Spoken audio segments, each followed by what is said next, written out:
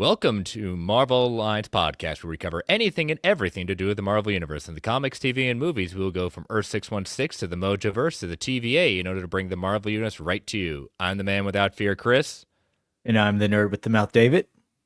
Alliance Assemble. Assemble. Volume 251. 7 years, David. 7 freaking years. I've worn this many times on the show. I've got to get some new ones. You are appropriately dressed as well. You're a really good lawyer. I'm wearing my customary DD. My name has been this for a very long time on this show. I finally get the man back. We get Charlie Cox. We get Vincent D'Onofrio. We get Foggy. We get Karen. We get them all. We are talking about tonight, ladies and gentlemen, Daredevil Born Again, episodes 1 and 2. Oh my gosh, David, I cannot believe we're having this moment. It's here. It's finally here. As great as I think some of the Marvel movies are going to be this year, this was the project that I was looking for to the most, and I was so happy to have it back again.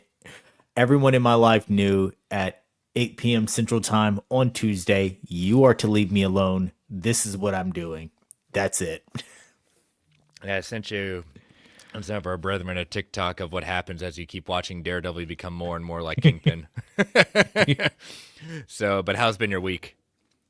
Week has been good. It's been very busy just with a lot of stuff going on at work, different projects going on. I'm involved in a huge section of our district where we do animatronics and things like that. So I've been spending couple of days doing more training on that with a company out of California, Garner Holt Productions, who is the largest distributor of animatronics. So ours are a lot less creepy than Chuck E. Cheese or some of the stuff you see at Disney, but they work closely with Disney and do the supplying for them. So I've been working on and doing more with that just to help out the students in my district. And so, yeah, that's been consuming my week. How about yours? Yeah, it's the week before break. We got spring break next week, and we had a sudden day off yesterday because of strong winds. And for those that don't know, certain laws of states do not allow buses on the roads for certain mile per hour winds, and that we were dealing with yesterday with a bad storm. So they surprise remote day. So got a lot of stuff done, and tomorrow is last day before spring break, and so I will not be here next week. We will have a guest coming on. We will leave that at that point. We'll just leave it out there to see who will be joining David at that point. But yes, I will be going a little bit away with the kids and the family to the happiest place on earth, as it is Walt Disney World. So I will be missing you next week. I will still be doing my homework, but someone else will be joining David next week. But someone's trying to bust in right now, and I don't know who this person is. I don't know what they're trying to do right now, but someone is trying to bust into the feed. Let's see who this is. Hey. Hey. I heard we're wearing Daredevil stuff today, and I have my ill-fitting Daredevil mask, but it's awesome. Brent, welcome back, Brent. Yes, it worked out. I figured out about 10 minutes before I texted you guys that I think I'm going to be able to make it. So it was touch and go, and I know I won't be able to make every week, but I wanted to try pretty hard to at least make this first one. And I'm not wearing this mask the whole time because, one, it doesn't fit me, and two, it actually starts to hurt my head. For those of you that are not watching on YouTube, listening on live, Brent and David did pick up when it came out. I'm the one who sent him the link, and I didn't even pick it up. the famous Daredevil mask at that point that is wearable. Brent wears it. It is with people with normal sized heads. It fits my head. It fits my head. It does real well. So I will look for it when it's down in Disney World, since it is sold out online. But I don't regret me being rational. It took a lot of effort. But glad to have you, Brent, as always, and it seems very appropriate just because. It is something that we've waited 7 years for at that point. So long. Yeah. Any of us getting the Doctor Doom helmet? I will not. I'm not going to get one, but I haven't seen I've looked at it. Oh, Hasbro's coming out with one. It's amazing. It's the full helmet with the cowl and everything else. I mean, they went all out shoot on a guy a this. link, but Yeah. I'm not gonna actually get it now. I'll let David do it at that point. That way we can all bask and live vicariously through him. But we've got a lot to talk about with these 2 episodes. Brent's going to be sticking around for just the Daredevil talk, so we appreciate that. But so let us do, as always, the lovely network plugs. We are a part of the Geek Ultimate Alliance Network with 6 shows covering the wide range of geek and nerdom. To see the full schedule, check out the show notes below and subscribe to the Geek Ultimate Alliance Network on Twitter at GUAPod Network so you know when all the shows drop. We also have a Patreon, so if you want to throw a couple of shekels our way, we've got 2 tiers. We've got our $1 tiers or tip jar to say, hey, you think we're doing a good job?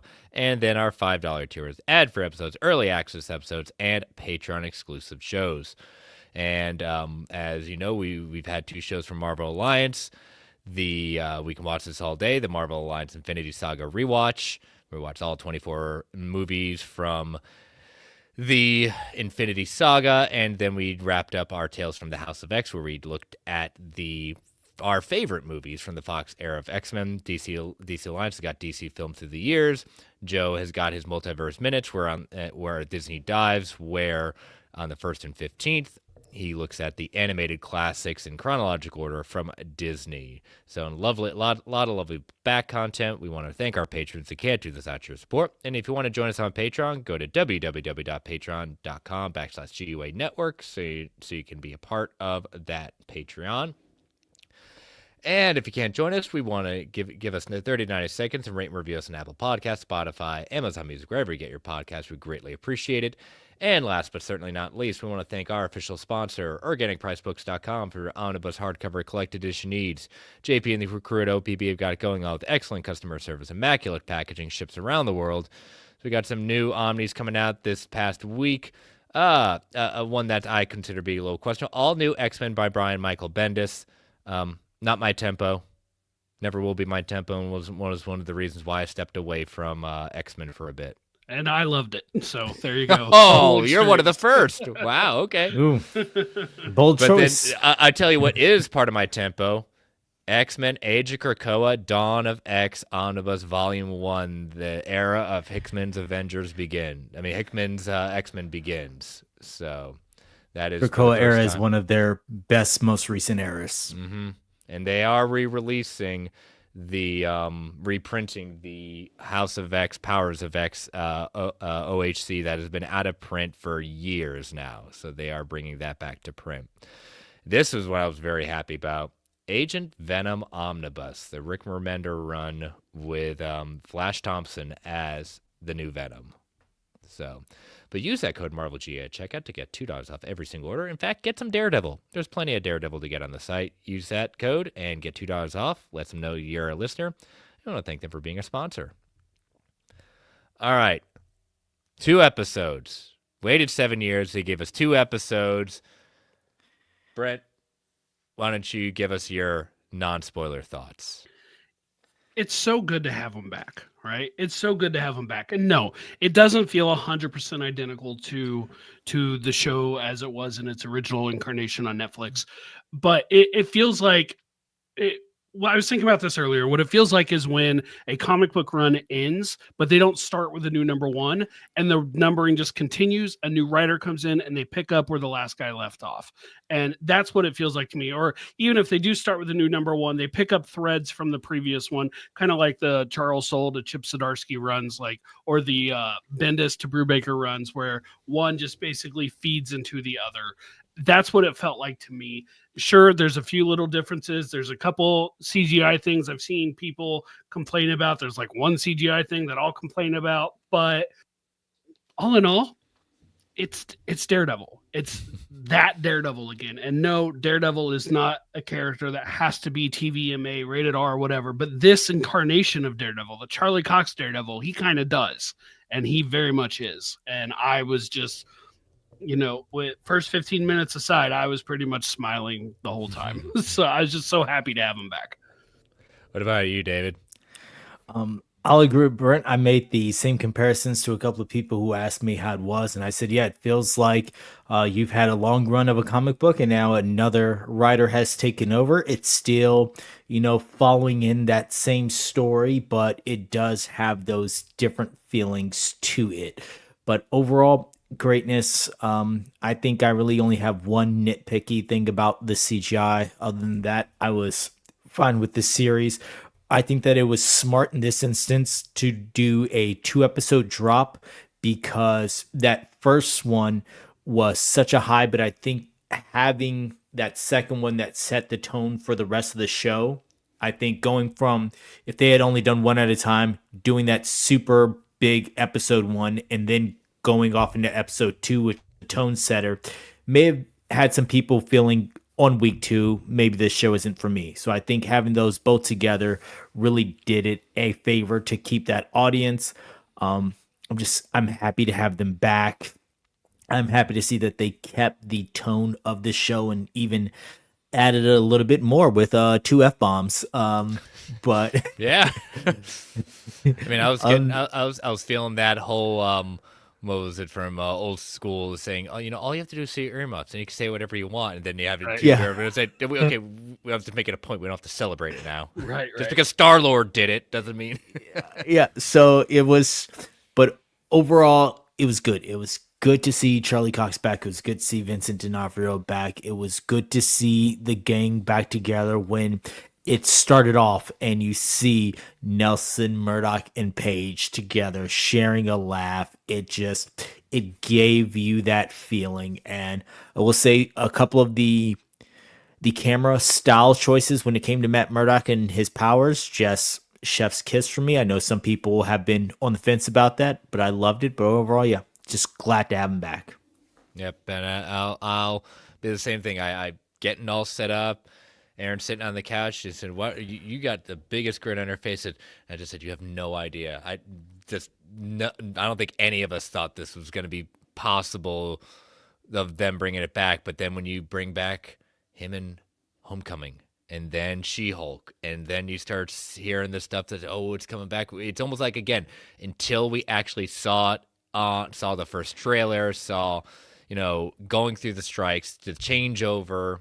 And the direction of this is just like, oh, just be half as good. Just be half as good as Netflix, and I'll be happy. I was happy. I was happy with Mhm. it. I have some more pause on certain things because again, it's just 2 episodes. I'm not going to necessarily say I'm going to be totally worried about it because again, I know what they're trying. I already kind of have an idea of what they're trying to do with it because of what happened in the first episode. Well, I hear complaints about the second episode. So, well, I think you'd be more complaints if you just, whiplashed it back to where it was. There's something about a journey that has to happen here, especially when we know we're getting a season two. So it's not like let's rush and get it all out there just in case there's not going to be one. We already know they're starting filming this week on season two. But as a whole, I'm happy it's back.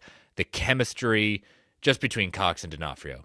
I mean, that is it's like a bike with them, and the growth. Like it's been 7 years since we've seen them, but you can see the growth in the character of where they're at in their lives and how their different instincts are trying to hold and be better people. But we all know what's going to happen later on. We all know the truth. So, Yeah. but all right, let's jump over the spoiler wall.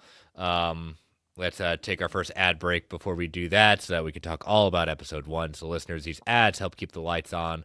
The Geek Ultimate Alliance Network, we don't get to choose what ads come on. They could be a bit loud. Give it that 3 count before they come on. 3, 2, 1. We'll be right back. All right. So, we start off. I'm going to be kind of a nerd in the sense of how it opens. Just, where the way it opens, just the camera, like just an eye opening up on the Mhm. city and keep it basically in widescreen mode until later on when we go into basically we're going to call it the matte sense, the Daredevil sense at that point, go to the kind of the fish lens at that point. But I thought that was a very cool way to kind of peer and look at where the city is and just kind of taken New York before we see our three protagonists, the three heroes, Nelson, Murdoch, and Paige, walking down the street, and it's an average night for them. It looks like it's things are going well for them. It looks like. Yeah, Yeah, things are going well. They're talking about things in Hell's Kitchen that have changed from the last time they were around or something like that, or that they just haven't been to in a while. And that's kind of a way of telling the audience, hey, this isn't all going to look the exact same. There's some stuff that's similar, some stuff that's maybe the same, like Josie's bar that we're going to see, but other things are going to be different. Foggy's lost weight, obviously. And grown a nice beard. Eldon Henson's looking good, and since he's definitely shed some pounds. Sure. Yeah, I think this did a good job of bringing you back in, kicking you right immediately with that nostalgia before leading into the rest of the show. So if you are an old watcher of the series, then immediately this was for you. This was a we see you, we get it. But it didn't also alienate anyone who did not watch the previous 3 seasons or the entire Defender saga. Yeah, we see that at Josie's bar, the typical bar that they were hanging out in the series. Also, this is the bar that they hang out in the comics as well. There is a celebration going on, the retirement of their detective friend Cherry, who's played by Clark Johnson. So while at the bar, it's also revealed that Daredevil isn't the only vigilante anymore in Hell's Kitchen. He's got some quote-unquote competition with the White Tiger, who can be seen on the TV taking out some burglars at a local bodega. Now, for those of you who don't know who White Tiger is, it is an official character from Marvel Comics. He's Marvel's first Hispanic superhero who channels his powers from superhuman strength, stamina, and durability from a tiger god that is released by wearing this green amulet around his neck. Now, in the show, it's not a green amulet; it's just a tiger amulet that he wears around his neck. And his name is Hector Ayala. And after his death in the comics, it goes to his niece Angelo Del Toro, who eventually goes villain. Then the amulet finds his way to Hector's sister Ava, who is still the current wielder of the White Tiger. So that's kind of where that is. And I know in the second episode they pay tribute to the actor who is portraying Hector in the show, because he did on New Year's Eve. It was revealed he had tragically passed away. Yeah. So that's a little bit about him. But we also meet Kristen McDuffie, the ADA for New York City, who's trying to get like Foggy, trying to think that Foggy's a rube of a lawyer to kind of reveal I guess they're on opposite sides of whatever case he's on. She's trying to get some information out of him. And this is where I start thinking things are going to be a little bit off about what's going to be happening next. Yeah, Foggy, they had a kind of professional / flirty back and forth at the bar. Matt and Karen are kind of looking on, seeing what's going on. How's Foggy gonna land this? And they're just having a fun moment. If you are a reader of the comics, and if you are currently doing your homework along with us, with where we are with reading Daredevil, then Kristen McDuffie will be a familiar character to you, and her ties to Matt Murdock as a whole. So it was a great introduction of that character to show where she sits with the legal system, her association with Matt Murdock, with Foggy, with everyone else. And it was just a good way to say, all right, here's our originals, but here are our new supporting characters. Yeah. New supporting characters, and another tie to the past with the reference to Hogarth, Child and Benowitz, the law firm that briefly Foggy was a part of. And McDuffie says that that's like on her list of places to look when she leaves the DA's office. I want to point out that Cherry, the actor Clark Johnson, he directed a couple episodes of Luke Cage. Yes. And so, there's a little bit of a behind the scenes tie back to our previous versions as well. So Brent, what do you think about that little hint of a tist between Karen and Matt? Karen trying to get some Daredevil action. It made me wonder if they were starting things back up or where they were at in their relationship at this point in time. Like they didn't outright say anything, but they've certainly always been right. Like they back in season 2, they were trying to start a relationship, and then it sort of fell apart. It's certainly believable that with how much they work together, the proximity they have, the old feelings could potentially easily resurface. So I wouldn't have been at all surprised if things had not progressed the way they did if something along those lines happened. You get Matt shuts it down very quick. Can't break the friends code. Yeah, but that just tells me they've talked about it before. That also made me immediately think, well, they're going to break the friends code. Yeah. Oh yeah. Maybe they're not going to now because obviously there's a dividing line in this series, and it's before 15 minutes and after 15 minutes in the first episode. But exactly. But at that moment, I thought, well, that friend code is getting broke because we are talking about Matt Murdock here. Yeah, he's not the most faithful nor the most monogamous. He definitely makes himself available. Exactly. So, but Hell's Kitchen will remain true to its name, as basically, as you kind of hinted at, Brett, a nightmare is about to occur. So, as Foggy gets a call from a friend of theirs, we don't know who it is. It may be connected to the case they're talking about. Foggy takes it outside, and that's when Matt picks up instantly something's wrong, and the camera angle changes from that to more full screen with his hearing abilities. And there's a good reason to believe so, because elsewhere, a fly is impaled by an inhumanly precise paperclip as a glove with a bullseye insignia unscrews a light bulb. I say very nice nod to Colin Farrell's portrayal of none other than Bullseye. It is clear very right away that we are looking at the mask figure, none other than Dex Poindexter, that we can now officially, because the closed captioning calls him it, so now we can officially say, this is Bullseye. This is Bullseye. Yes, that's a fun throwback there. I will dine on that forever. But yeah, so we also, the bullseye's on the glove. There's bullseyes kind of on the back. We don't get the bullseye on the forehead, but close enough. But it's also, I think there is a hint of dark blue. It's not a complete black. Am I right in that from what you all saw? That's kind of how it looked to me. Yeah, I saw some shades of a bluish purplish color in there, and I was like, okay, so that they're hinting at it, but with the darkness of the scene, it was hard to tell how overt that coloring is, but it did seem like there were some shades to it to give it that throwback feel. Yeah. So Matt suits up to investigate. We get him and that hero shot on the fire escapes with the church in the background. Gotta love the juxtaposition, devil against the church. But it's basically Dex is leading him on a goose chase because he knows who Matt is. He knows what he's doing.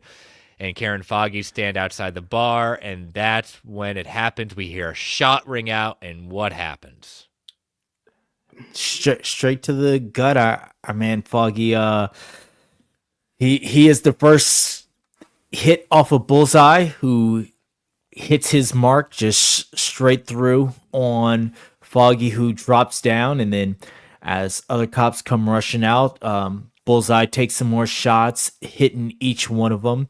I will say this, right before that scene happens with Foggy, I did like, before Matt ran off and they realized something was going on, him saying, "I'm sorry I didn't tell you because I didn't want to get you back involved." Like, he knew that by letting Matt know that he was stashing a client somewhere, that Matt was going to revert back to his old life, and he was enjoying the new life that they had outside of Daredevil. Yeah, but Matt's got to be Matt. Let's talk about that for a minute. Like, it's never said like he's been fully retired out of it, but it doesn't sound like he is as active anymore.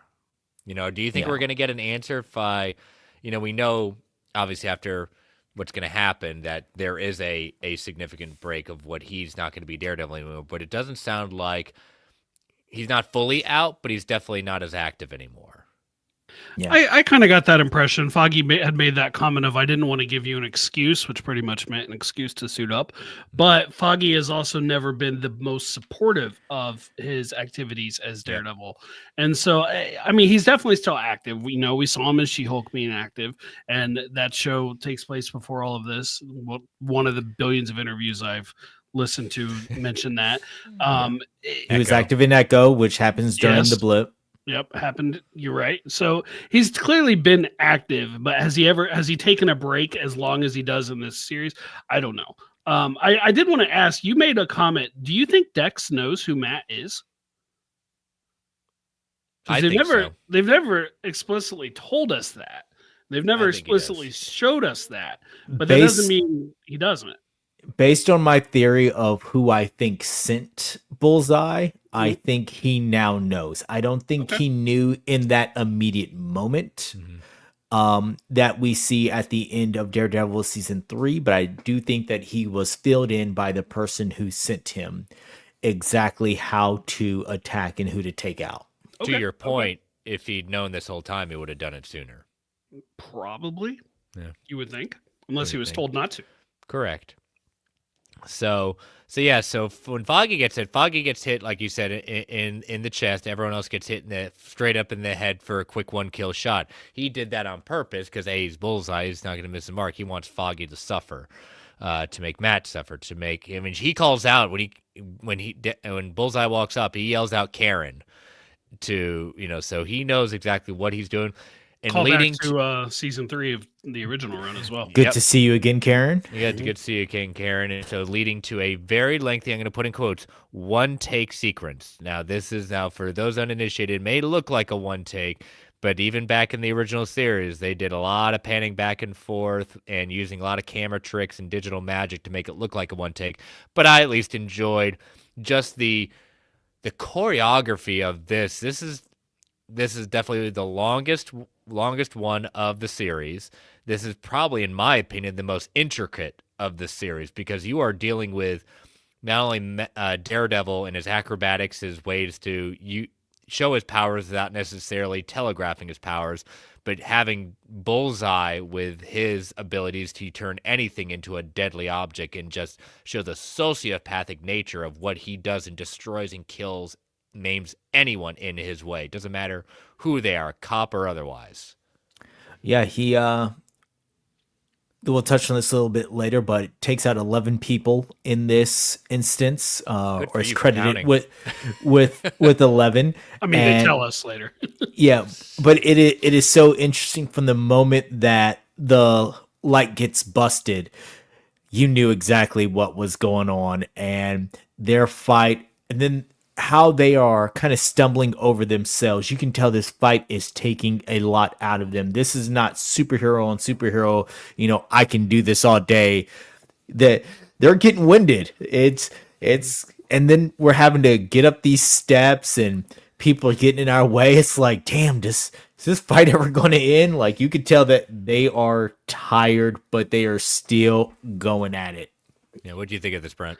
I'm a sucker for a one shot, the true one shots or the stitched together one shots. I'm a sucker for it, so be that the 11 or 12 minute prison scene and prison fight and the original run or this or any of them. I love one shot sequences in media. And it doesn't even have to be an action sequence. As soon as I realize, there hasn't been a cut for a little while, I almost always go back and rewatch it because I just think the art form of the way they do it is so interesting to watch. It's so incredible to watch. I always have to bring up the movie 1917 because that entire movie was a one-shot movie.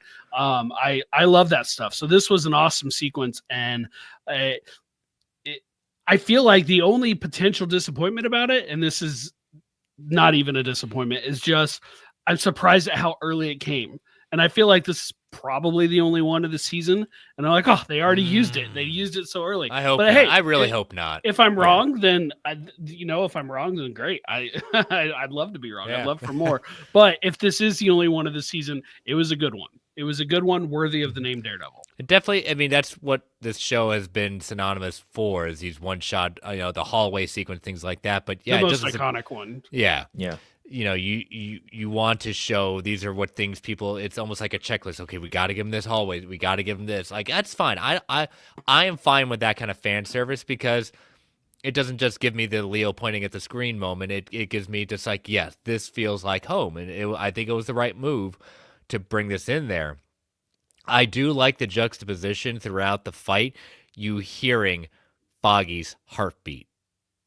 That was really well done and Mhm. super interesting, and it just added to the intensity of the scene of hearing that heartbeat, and like every time Matt would kind of pause and check in on it. Just that it was such a anxiety driven way to Mhm. dive back into the show. And I do wonder how hard that hit for people who didn't see the original run and they don't have that prior Yeah. attachment to the characters.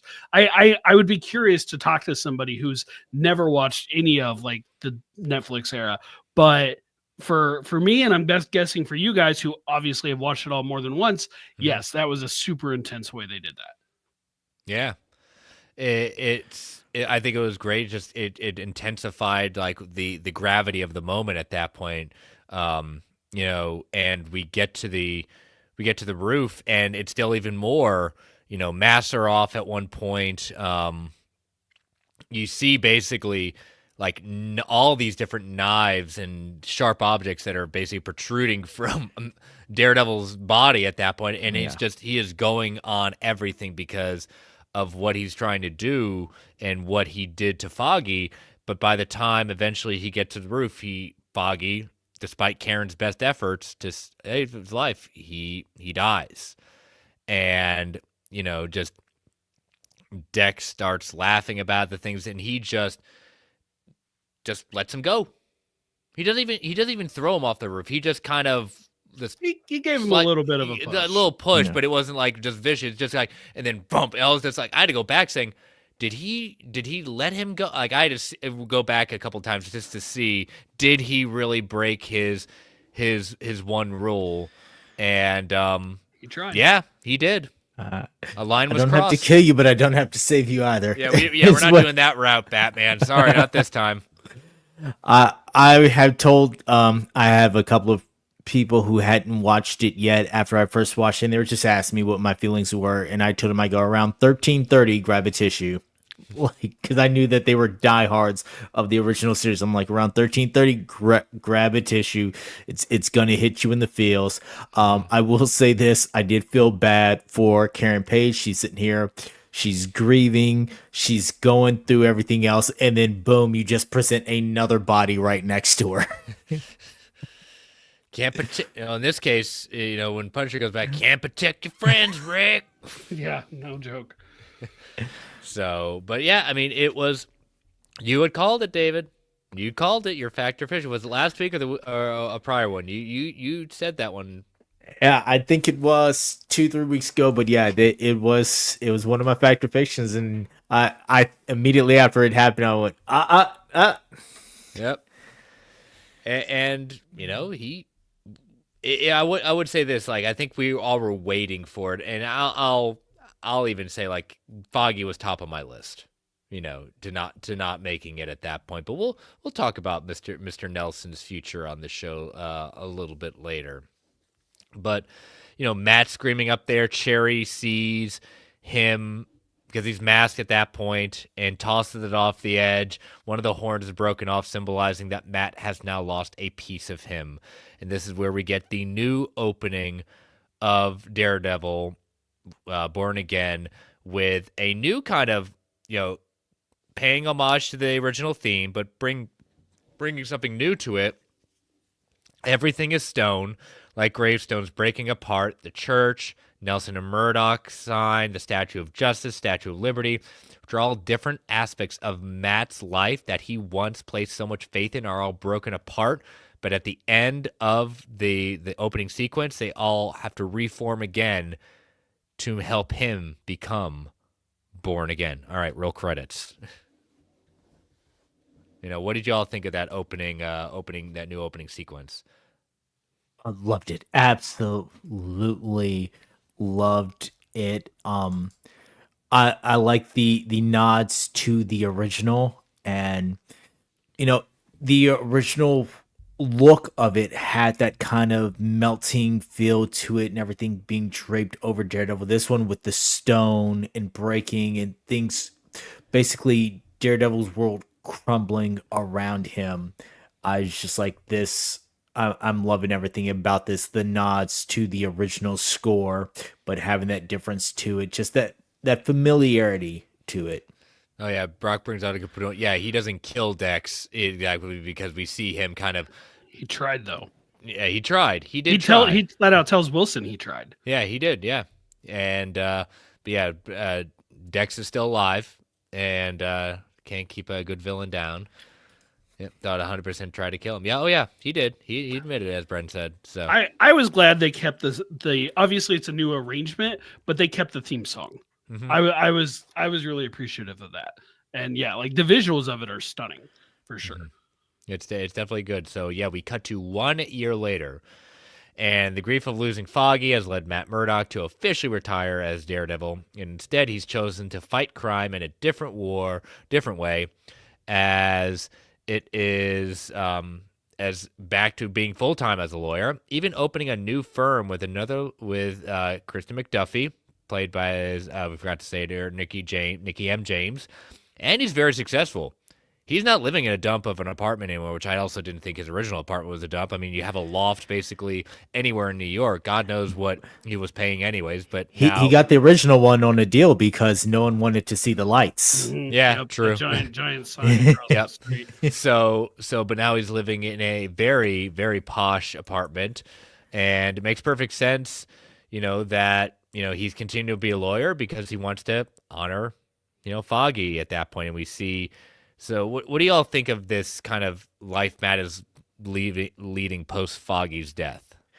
My only question about this apartment is, I understand keeping up with appearances, but why does he have a 60 some odd inch flat screen TV? A radio would have sufficed. I Very good. I'm glad you brought that up. Good. the answer is obviously for his guest. He has a guest over. They need to be entertained. What are you saying? The blind don't enjoying listening to TV, David? That's a little progressive there. Come on, come on. I get, the look of it, the aesthetics of it. You got that area for it. Maybe he bought the apartment already furnished. Right. I don't know. You don't watch TV on the radio. Like you do need an actual television set to play the sound, because you could get, the vision impaired audio tracks and stuff that tell you what's happening. But in reality, he's got such a nice one because I'm sure the ladies who come over enjoy having it. The TV has Braille subtitles. He did have it on a few times. It's not a touchscreen. I know, yeah. So Matt does testify. We flash to Matt testifying at the trial of Bullseye and at the hearing.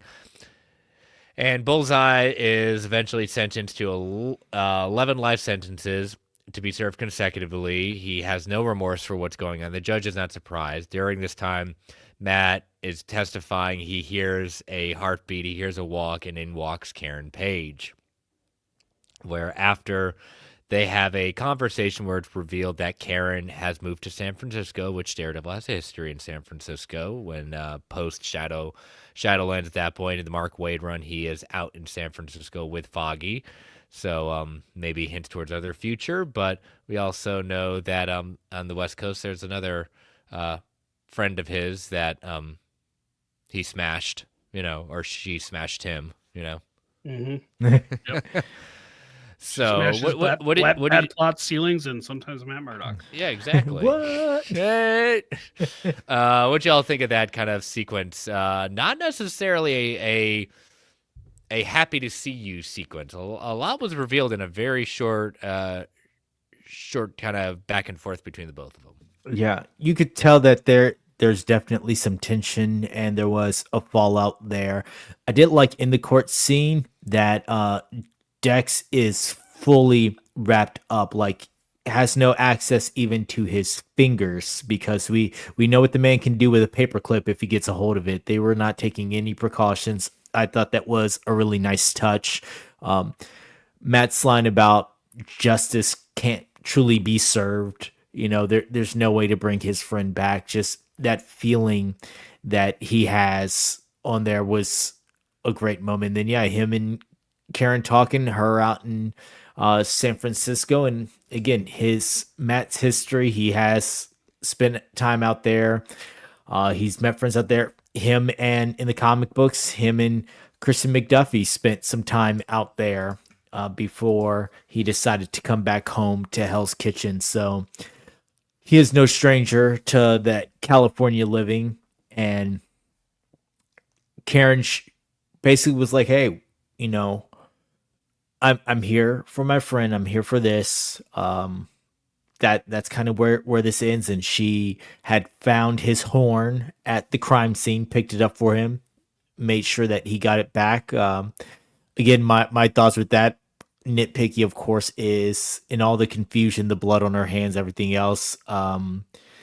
She just had to find the horn. I think she just stumbled across it. It's easy enough. You know, there's enough that I will suspend belief for, like her just happening to be the one who walks past it. And sure, I'll go with it. Yeah. So, yeah, it just shows that they're trying to they want to honor what's going on in the past, but also say that this also is a small break with what had happened at that point. Yeah. So, but we'll have to see. I don't think this is going to be the last time we see Karen Page. Not in this. No. Well, at least in this season, we already have confirmation from Brad Winnebaum, courtesy of Brandon Davis and Phase Hero, that Foggy and Karen are returning for season 2. But wait a minute, isn't Foggy dead? Well, there is things called flashbacks. There are things. We have some time that we don't know what happened between them, and right now we'll leave it at that, because we have some questions and some theories later on. And I know Brent wants to at least say something, and we'll hold off until we're David's done. With me. Yep. We talked about it at work today. Yep. So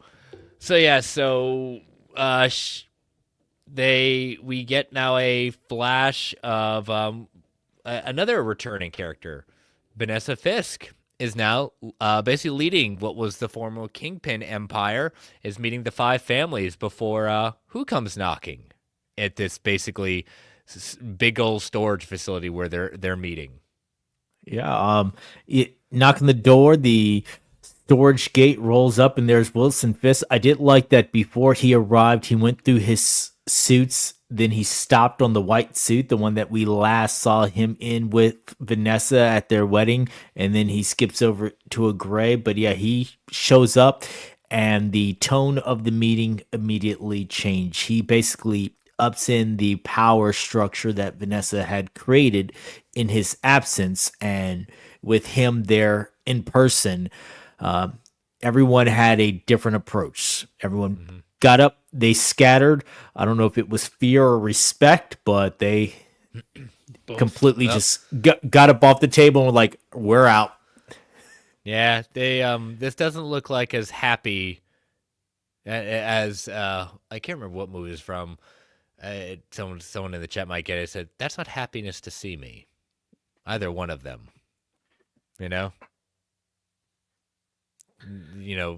Wilson's seeing Vanessa, and the conversation is basically like, we got to we got to cool it on the illegal stuff right now, because I've achieved my signatures in order to run for mayor. 25,000 people signing that petition for him to run. Even including Mickey Mouse and Jesus, Probably, knowing Kingpin. Yeah. Well, in the comic books, he does the same thing, but in the comics, he does do the whole Mickey Mouse approach, and he has some underhanded tactics on his way to being the mayor. This time, he is telling Vanessa he wants everything as legit as possible. And she's like, maybe. But she's enjoying running this criminal empire at that point, and we'll find out a little bit more later when what's exactly going on. But we get introduced to BB Urich, the BB Report, and the daughter of Ben Urich. So that's a nice touch. And asking different members of the city about their opinion, what it's been like since Daredevil disappeared and the rise of crime. And a lot of people aren't happy about it, but a lot of people are just like, well, it's just the way New York is. And those limits are fully displayed when we see the return of Wilson Fisk, who's been slowly and steadily recovering for the last few months following his clash with his surrogate daughter, Maya Lopez. And in his absence, like we said, Vanessa's taken over.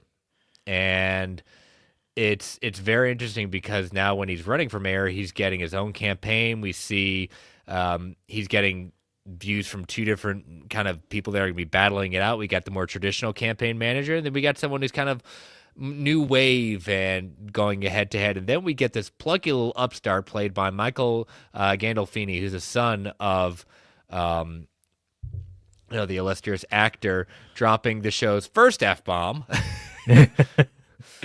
Of course, it had to be the son of Tony Soprano, who's dropping the first F-bomb.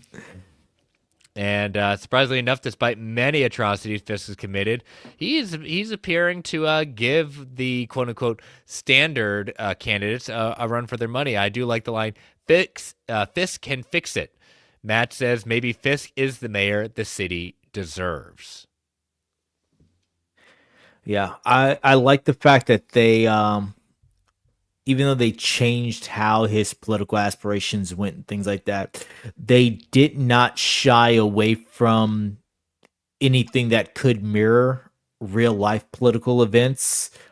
They still kept true with Kingpin's character, but they also didn't tailor it too much as in order to not have anyone say, oh, this is trying to be a play on this or that. It was just straight up, here's what's going on with him. Here's his political aspirations.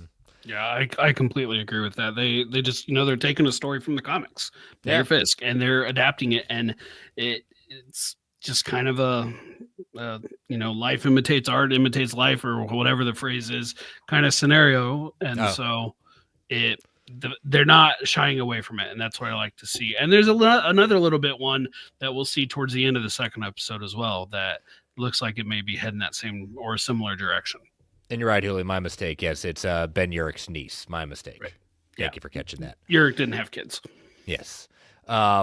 So then we get a little pause in the sense of the campaign mode going on. We get Matt getting set up on a blind date with Heather Glenn that Kristen set up for him, and they are not keen on each other once they figure out who each other are and what's been going on.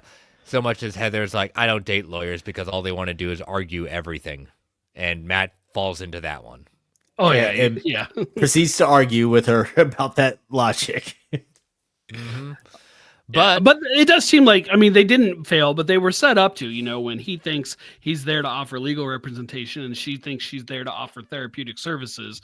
And it's really just a blind date. Yeah. But then we get basically what not the only one who said this, Matt and Fisk kind of meet each other outside of after him having a little press conference at that point, and Matt happens to say, we need to talk. And they have what I will gladly agree with everyone else, the Heat moment from the movie Heat, where you got Robert De Niro, Al Pacino sitting down in the diner. At that point, we get Matt Murdock, Wilson Fisk sitting down together and having a conversation where I love the line. I know we heard in the trailer, but I loved it hearing it saying, Fisk saying, it's not entirely unpleasant to see you. What did you all think of this conversation? Because, man, even though we got some hints of this in the trailer, just seeing the full sequence of it, my goodness, there's a lot said in such a short time. But, man, this is probably, next to the fight sequence, this was the best scene in episode 1. This, to me, set the tone for where both of those characters are now. I did like the fact that, and this plays into my theory on Bullseye as well, that Wilson Fisk looks at him and says that he kept his promise. In reference to what he said at the end of Daredevil season 3, that, they were going to leave each other's loved ones alone. He mentioned that, and that he is a man of his word. And I honestly believe that he did not send Bullseye after Foggy or Karen or anyone else, but he does show that he's got his aspirations and he's going to stick to them. And he makes Matt feel some things about himself in that moment, and He's a man of his it's word. yeah, it is quite unnerving, and it is a great presence by Vincent D'Onofrio that he doesn't have to be the big villain beating people down with the car door to still show his intimidation.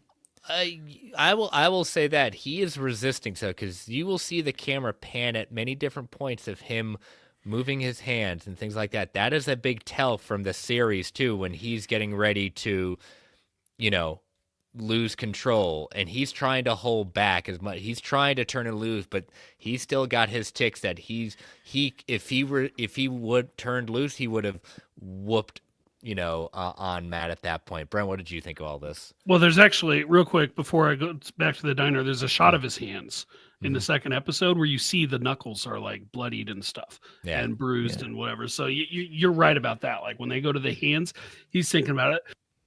The diner scene was fantastic. It was incredible. It might be the best scene of the episode. It's anytime those two interact with each other, it's such a powerful moment. And they don't directly have, very many conversations one-on-one with each other like that. But when they do, and this is, I think it's one of the few times where it didn't devolve into fighting.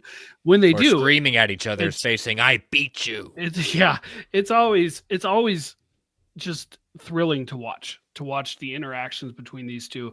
And David, you pointed out that Fisk says, I didn't break my promise. I'm not the one behind Foggy's death. I believe him primarily because if he was lying, Matt more than likely would have known. He'd have been able to pick up on it because he's a human lie detector. But I do think it's plausible that Wilson knows who is behind it. Like that he knows who did it. Maybe not. He might not. But I think it's possible at this point that he at least knows. And technically, he's still telling the truth. He's not the one behind it. Yeah. I would go on in the sense of just hearing the back and forth. I love it that Fisk randomly just saying, like, ask if Matt has kids. He says no. Fisk shares that he tried to mentor someone, but it didn't go well. And Matt drops a little violence. He's obviously talking about Maya. And Matt quips like, yeah, didn't she shoot you in the face? Yeah. So, New Leaf or not, Fisk still has a deep disdain for costume vigilantes and is still hell-bent on outlawing them when he takes office, even though you see a thing where he makes a comment that, making a list, registering heroes is like making a grocery list of cancer. But he tells Matt very clearly that you loved being on the roof with Dex, because that's a contradiction of Matt and Daredevil. He holds his faith close, but he uses violence to release the devil inside him. Remember, he would say, beware of those Murdoch boys. He warns Matt, if he dons that costume again, because he is going to win this election, he will come after him because that's what he's going to do. It's again another homage to the Soul Run at that point. I know we haven't gotten there yet in our breakdown of it, but he basically warns him: you don that costume again, and I'm elected, all bets are off. Yeah. So it was it was an incredible scene between those two, and yeah. But I do like. I mean, kind of getting to the end of this first episode. I have no problem that they didn't drag out the campaign. I understand where some people had complaints. They wanted to at least maybe put it in a couple more episodes, but that's not what this series is more about. The series is we're going to look at what happens when he's in power. I don't need to see a campaign where I already know he's going to win. I think everyone kind of figured that in as you watch the show. It's like, okay, he's going to win. Let's just get to it and see exactly how Matt deals with it. I did think it was going to take 2-3 episodes before he'd be declared the victor. I think that they actually did a smart move by not doing the entire campaign. They touched on things like the Sokovia Accords, the registration, little things here and there within that small moment of a debate. But I think if you got too in the weeds of the campaigning and the debates and political views and things like that, then you ran the risk of people again mirroring it to real life events and putting a label on this character because of that. Yeah, I mean, it's the show is not hiding the fact that they're making a lot of commentary on current events. Yeah. There's no question about that. For sure. You know, but so Wilson wins very, very handedly. It sounds like, you know, Vanessa's kind of at the celebration, but theirs disappears, and then he meets her on the roof, Fisk, and there's an interesting conversation, and it was hinted at earlier that, you know, he kind of disappeared when going into, you know, looking for Maya and things like that after he was injured, and she was like, I stood by your side, and then all of a sudden you disappeared without a trace. I knew you were alive, but and she says, basically implies that she also had an affair, because she says like, or like he Fisk goes, I know about Adam, and she says, don't hurt him. She says, No, don't she says, kill don't him. kill him. Don't kill him. Yeah, don't kill him. Yeah. She takes a moment. He turns to her, says, I know about Adam. She looks at him. She looks back at the sky, looks back at everyone cheering his name. He's laser focused on her the entire time, and she looks away. Then she looks back at him and just nonchalantly goes, don't kill him. Not a please or anything else. We don't know who this don't person kill him. is yet. We just know it's Adam. We don't know if we've already met him. We don't know who it is. Dead man walking. Yes, That's exactly. who I think it is. Fifth Jack in the text. I have to say I was happy that it wasn't too much campaigning. For me, it was just the right amount of it. So, but yeah, so then we get this kind of cool way to end the first episode. You know, Matt and Heather are walking down the street. They're obviously together. You know, they're finding a way to coexist together. But then we get this cool juxtaposition of Fisk on top of the building looking down. Happens to be, he sees or don't see, it's just an interesting thing, looking down at Matt. He is on top of the world, and we get also during this time our first look at Muse painting the image of Wilson Fisk on the bricks, and that is how we end episode 1, entitled, I don't even think I said the title at the beginning. The title of it is Heaven's Half Hour. So yeah, the shot of Muse in the setup there was nice. If you read the comics, you knew exactly who that was once you saw the mural being painted. I also like the moment when everyone is celebrating Fisk when in the crowd comes around the corner and Matt quickly does this spin. It, you know, those Daredevil senses are still kicking in without it being too overt that he gives away his secret in that moment. But it's still just a quick, you know, he's thinking about everything else. He puts Heather up on the stoop and out of harm's way before they, you know, have their little moment. But yeah, so that's how we end episode 1. So we're going to take our next ad break before we go into episode 2, Optics. So listeners, these ads help keep the lights on the Geek Ultimate Alliance Network. We don't get to choose what ads come on, and they can be a bit loud. Give it a 3 count before they come on. 3, 2, 1. We'll be right back. And we are back. All right, so episode 2, Optic. It's official. Wilson Fisk is now mayor of New York City, winning in a landslide, regardless of whether or not Fisk is a changed man. He still harbors a bittersweet resentment towards so-called superheroes, so much so that in his inaugural statement on New Year's Eve, he says, we do not need vigilantes who wear skulls on their chests or dress in a spider outfit, very much calling out Spider-Man and the Punisher. And then makes a comment about Daredevil as well. Those with horns on their head or something like that. Yeah. Yeah. And just to be clear, Brent, you are our resident. I know the answer to this, but I'm going to defer to you. Will we see Spider-Man in this show? Why or why not? We will not. In fact, I think it was Brandon Davis again who got Winterbaum to specify that nope, the live action stuff they can't do it on TV or on Disney Plus. They can do the half-hour animation, which is why we have your friendly neighborhood Spider-Man, which you should go watch if you haven't watched. But that's why. So no, we will not see Spider-Man here.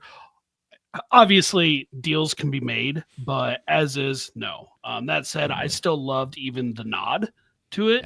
As did Julio, saying guess he was smiling when he mentioned that.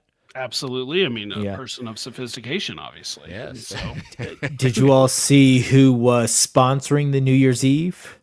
in the Times Square shot, Yep, there the Pim was Van Dyne Foundation yes, is there was a all lot over of there. Easter eggs in that. You also see like I don't remember the name of it, but that green Mountain Dew looking drink from the Incredible Hulk. Yep. Yep. There's Rogers the musical. Rogers the musical. There's a Harlem's Paradise thing on the left side as well. Yeah, there's several things in there. I did especially like the Harlem's Paradise because it's just again another nod towards our defenders. Yep. So elsewhere during Fist's victory lap, a bystander named Hector Ayala is witnessing two men beating up someone else, and things don't go well at that point. He's going to be the hero. Now we know he is White Tiger. The audience hasn't obviously made that connection necessarily because they haven't revealed that.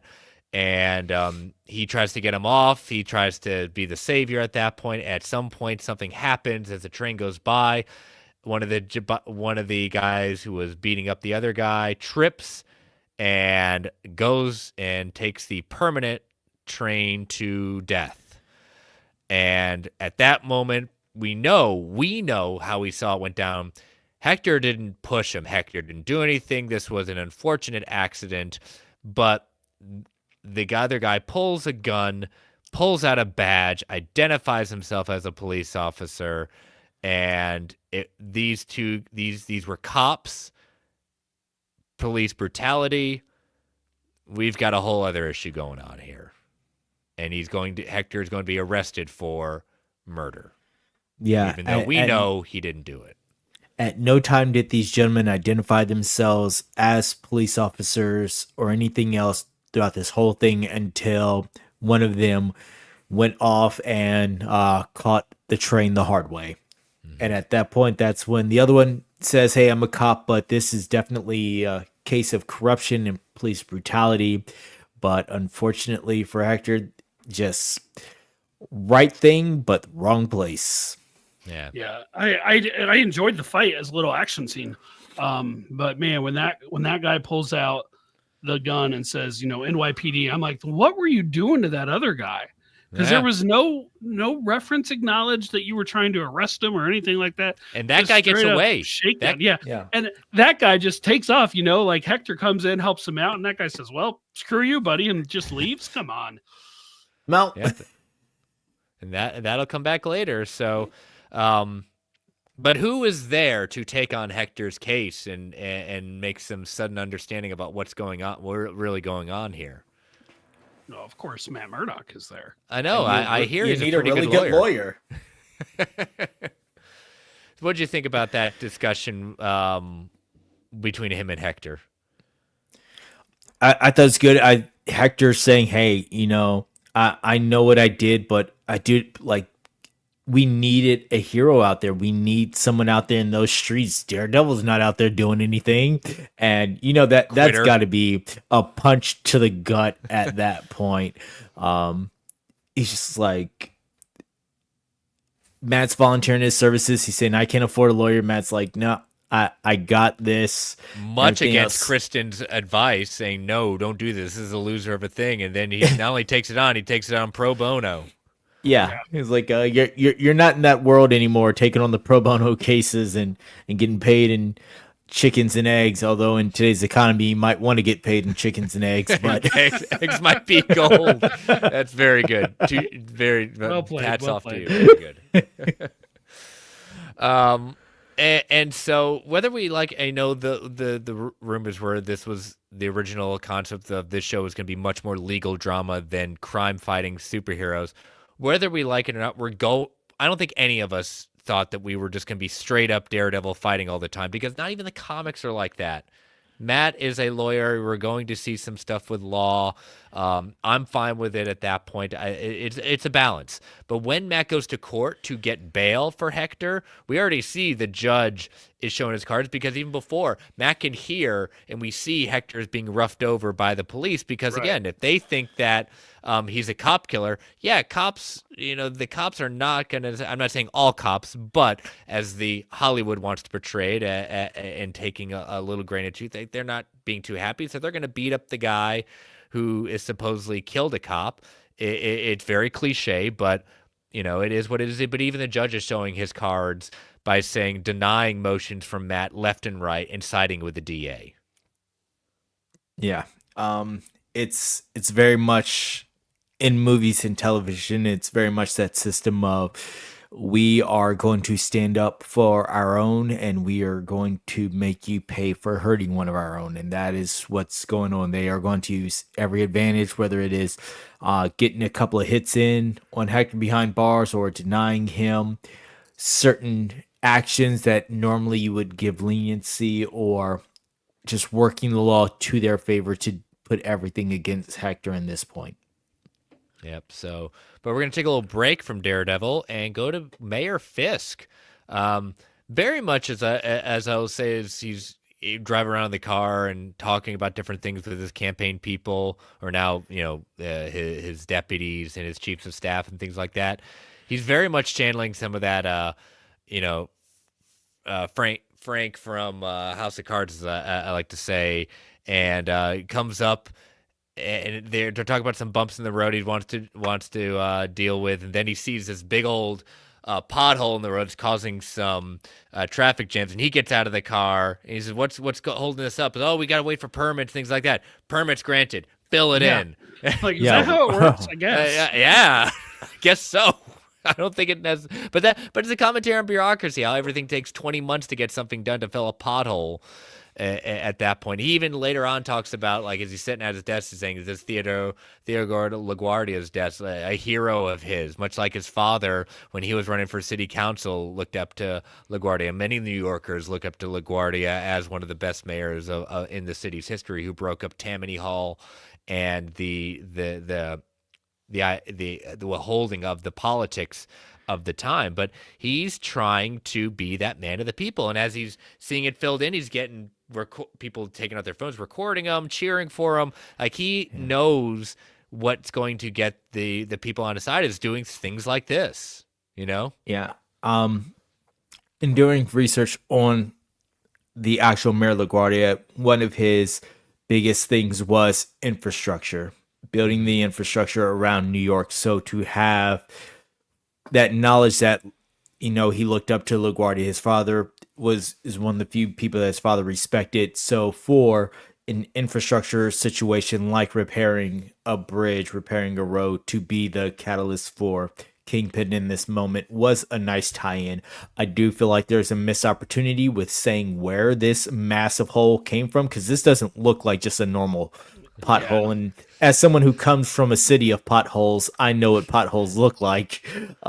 This ain't it. I thought that maybe they could have tied this back to, look what the superheroes have done now. Yeah, that's why there's Doc Ock, no Doc red Ock's tape. thing, And that would have been great, but like they wouldn't have even had to say who it was to pin it to a specific event that we've seen in another project. They could have just said the vigilantes are at it again, and you used it as more cannon fodder. Your so-called heroes are disrupting your day. Where are they now when you're late for work? Yeah. And that's when he gets ready, says, the permits are approved, to show his anti-vigilante stance and his "I'm a man of the people." Yeah.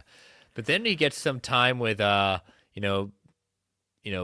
at that point, and comes in, apparently was I don't know if she hooked up with the young, do we even have a name for him yet? Was it Donald Blake? Yes.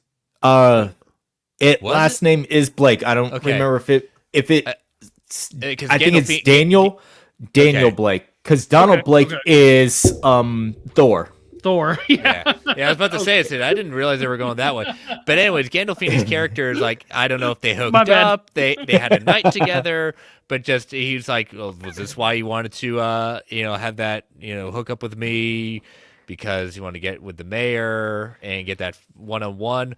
And so they have this one-on-one, and she's like, you Yurik, that's familiar. And she reveals like, yeah, BB is named after, my uncle Ben Yurik. And Fisk goes, I knew your uncle, unbeknownst to her, that he murdered Ben Yurik. That's what I want to know. Is it unbeknownst to her or not? If not, if she knows, she kept it incredibly cool. I do not think that he would not be that brazen to say that if she had any idea. I hope. Well, he may not know that she knows, but that's true. But you're probably right, and I hope she finds out, and I hope we get to see that reaction. But she dropped some knowledge on him, saying, "Police commissioner," because we heard earlier that the police commissioner, he'd been trying to arrange a meeting and he's been avoiding it, and she drops some knowledge on it. It's like, he ain't your fan, and he's kind of rallying people against you in the cops. Yeah. You're gonna lose half the force if he goes. So, so that's not necessarily happy to him. And so we meet Commissioner Gallo, who's played by Michael Gaston, and I wanted to mention who BB is. BB is played by Janelle Walton. And Gallo at the funeral, I'm guessing it's for one of the cop that was killed at the train. He's basically saying like, I'm a public servant, and I'm not, kissing the ring of a career criminal who's been convicted at least twice. And Fisk tries to appeal to the commissioner's good nature, and he says to Fisk, "You're a thug, a whiny kid who wants everyone to love him, and I will do everything to make sure you will be the shortest serving mayor in the city's history." I was like, all right, well, good luck, bud, because you know exactly what he is capable of in his quote unquote former life, and you just threw down. I mean, I applaud you and standing your ground, but good luck. He called him Kingpin to his face in public. Yeah. He definitely has those fingers twitching at this point. Yeah. But though later, when Gallo tries to resign, he resorts to his old ways with some simple blackmail by showing him as he's eating a Philly cheesesteak and saying, like, I go to this place, I hear this is good, but I hear another place is good, and conveniently shows him a photo of what we're basically being hinted at. He had a son out of wedlock, and and basically saying, yeah, you're trying to hide him, I'll expose him or I'll kill him, Mm-hmm. Yeah, you're about to find out exactly what type of thug I am. All I'm gonna do is I'm gonna show you this photo. You know the possibilities of what could happen right now.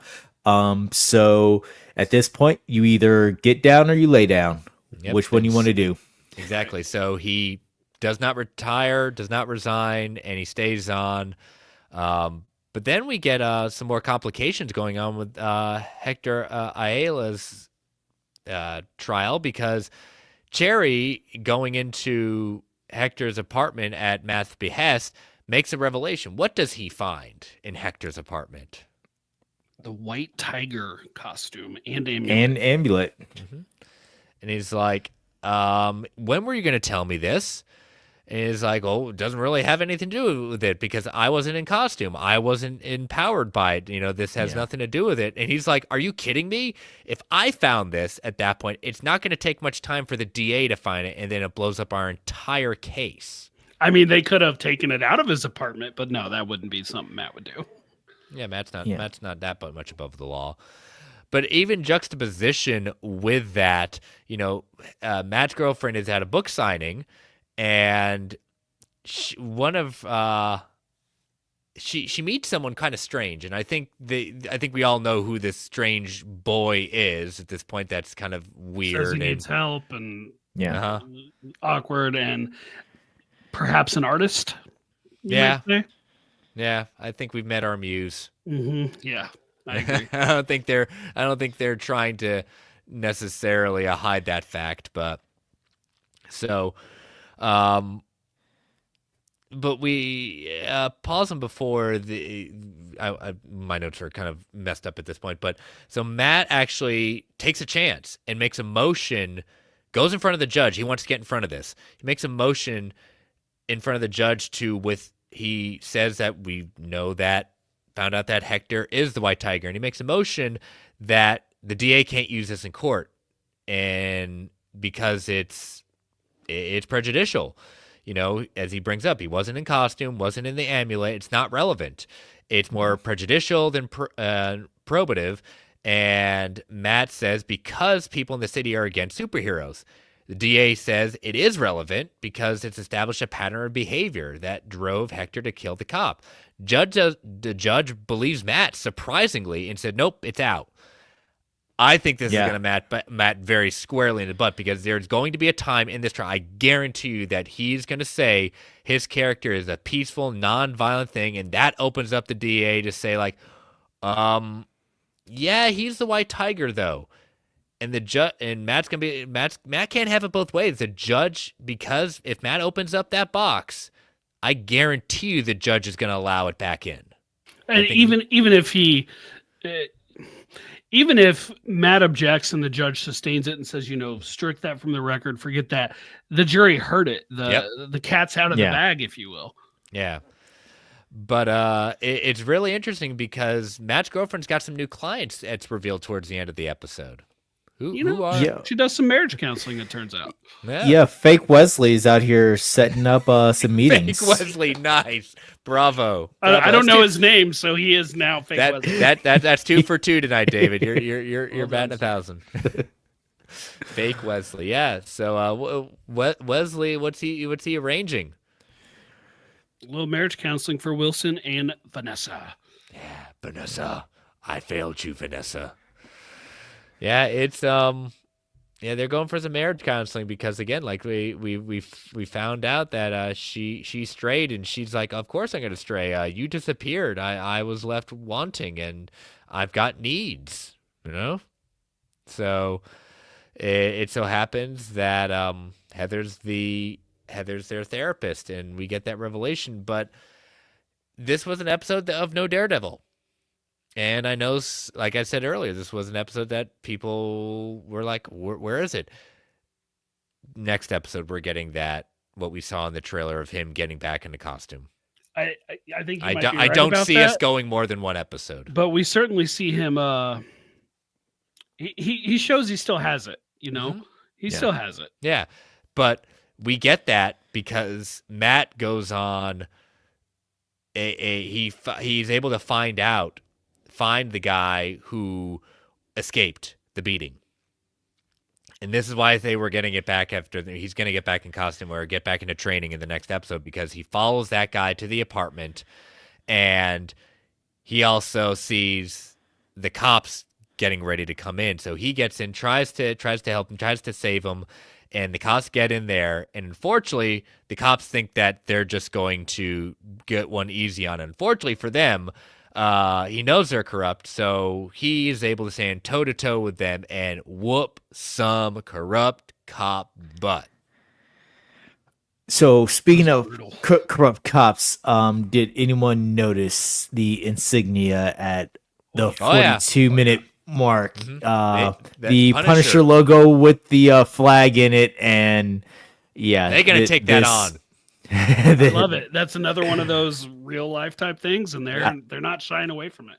I'm like the corrupt cop having the blue Punisher logo. Yes, I'm here for it. I'm here for the imitating real world events, and this scene, this fight, this pure unleashing out of him when his blood hits the floor, and he's like, "Yep, no more."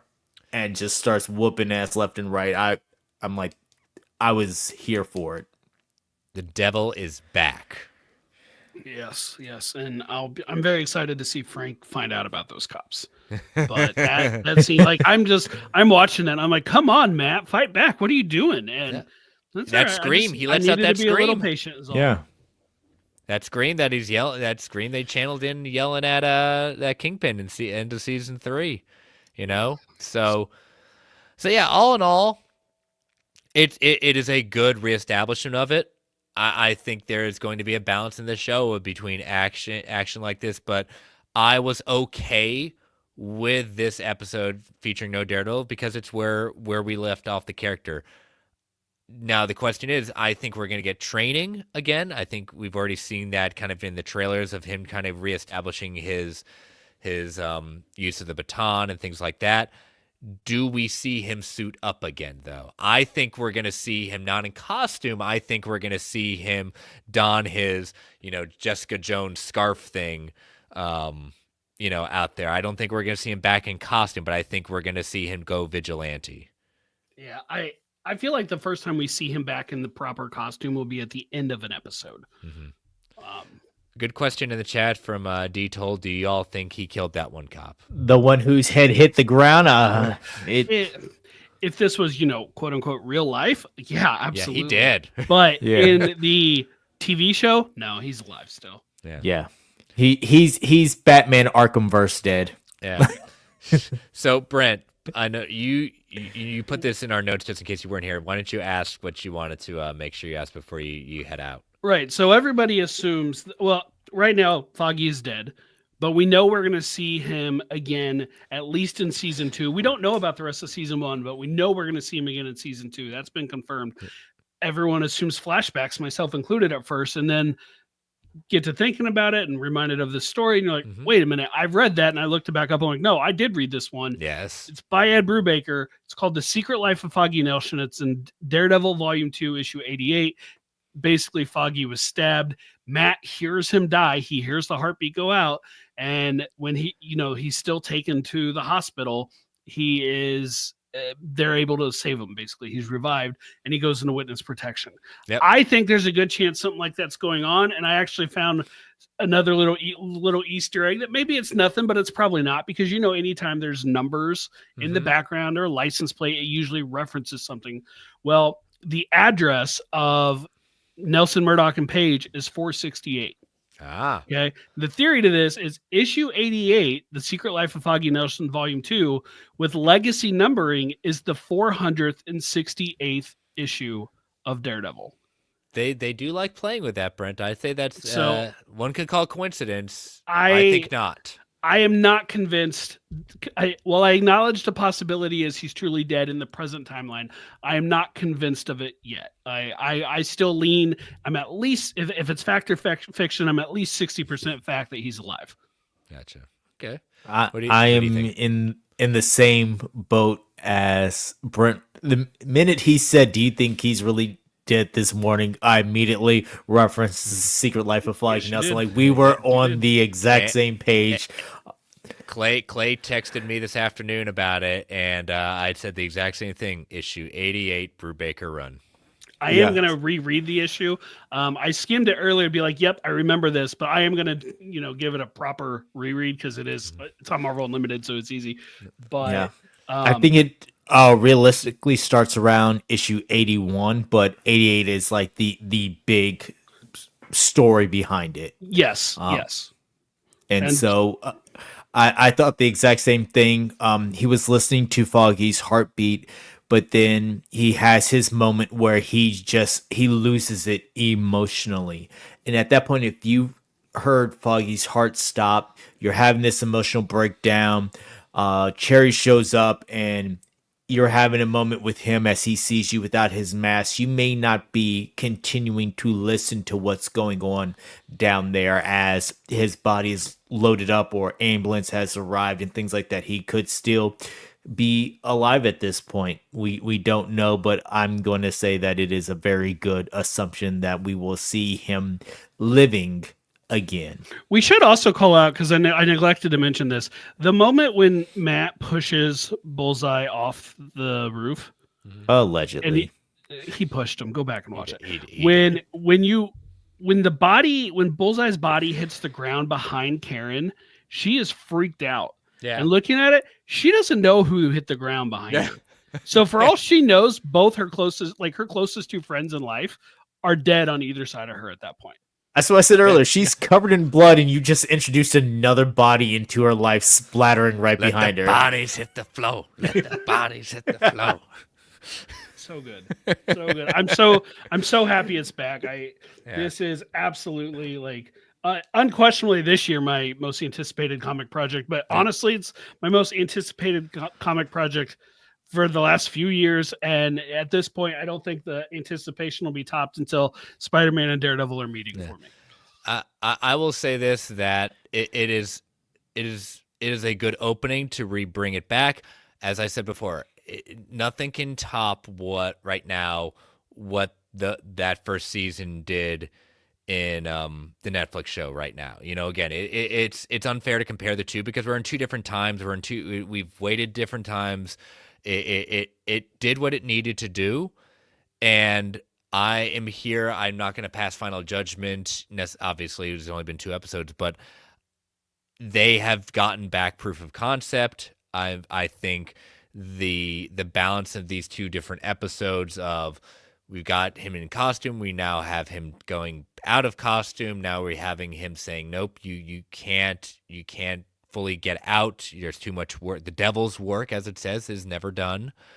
And they did what they needed to do. I think that it wasn't a perfect 2 episodes. It didn't need to be, but I think they did exactly what they needed to do to give the trust back. The people were saying, I don't know if Disney Plus can ever do this. No, they did enough.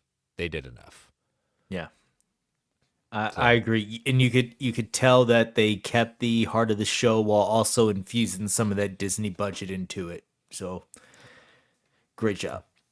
So, but Brent, nice surprise. Happy to have you back, buddy, for this episode. And obviously when anytime, as always, come on. I know hopefully will not be the only time we'll have you back on for the Daredevil run. Yeah, if it works out, I'll come on another one, and awesome. It'll always be like tonight, where I'll find out right before it. That's okay. That's okay. But very happy surprise, and remind people how they can follow you. Brentech Prime on Blue Sky is where I'm the most active, but I'm on all of them. I'm not posting on them all at this point, so I lurk on them all. But Brentech Prime on Blue Sky, or actually, I lied. It's at brentech.com is my name on Blue Sky because I tied it to my domain.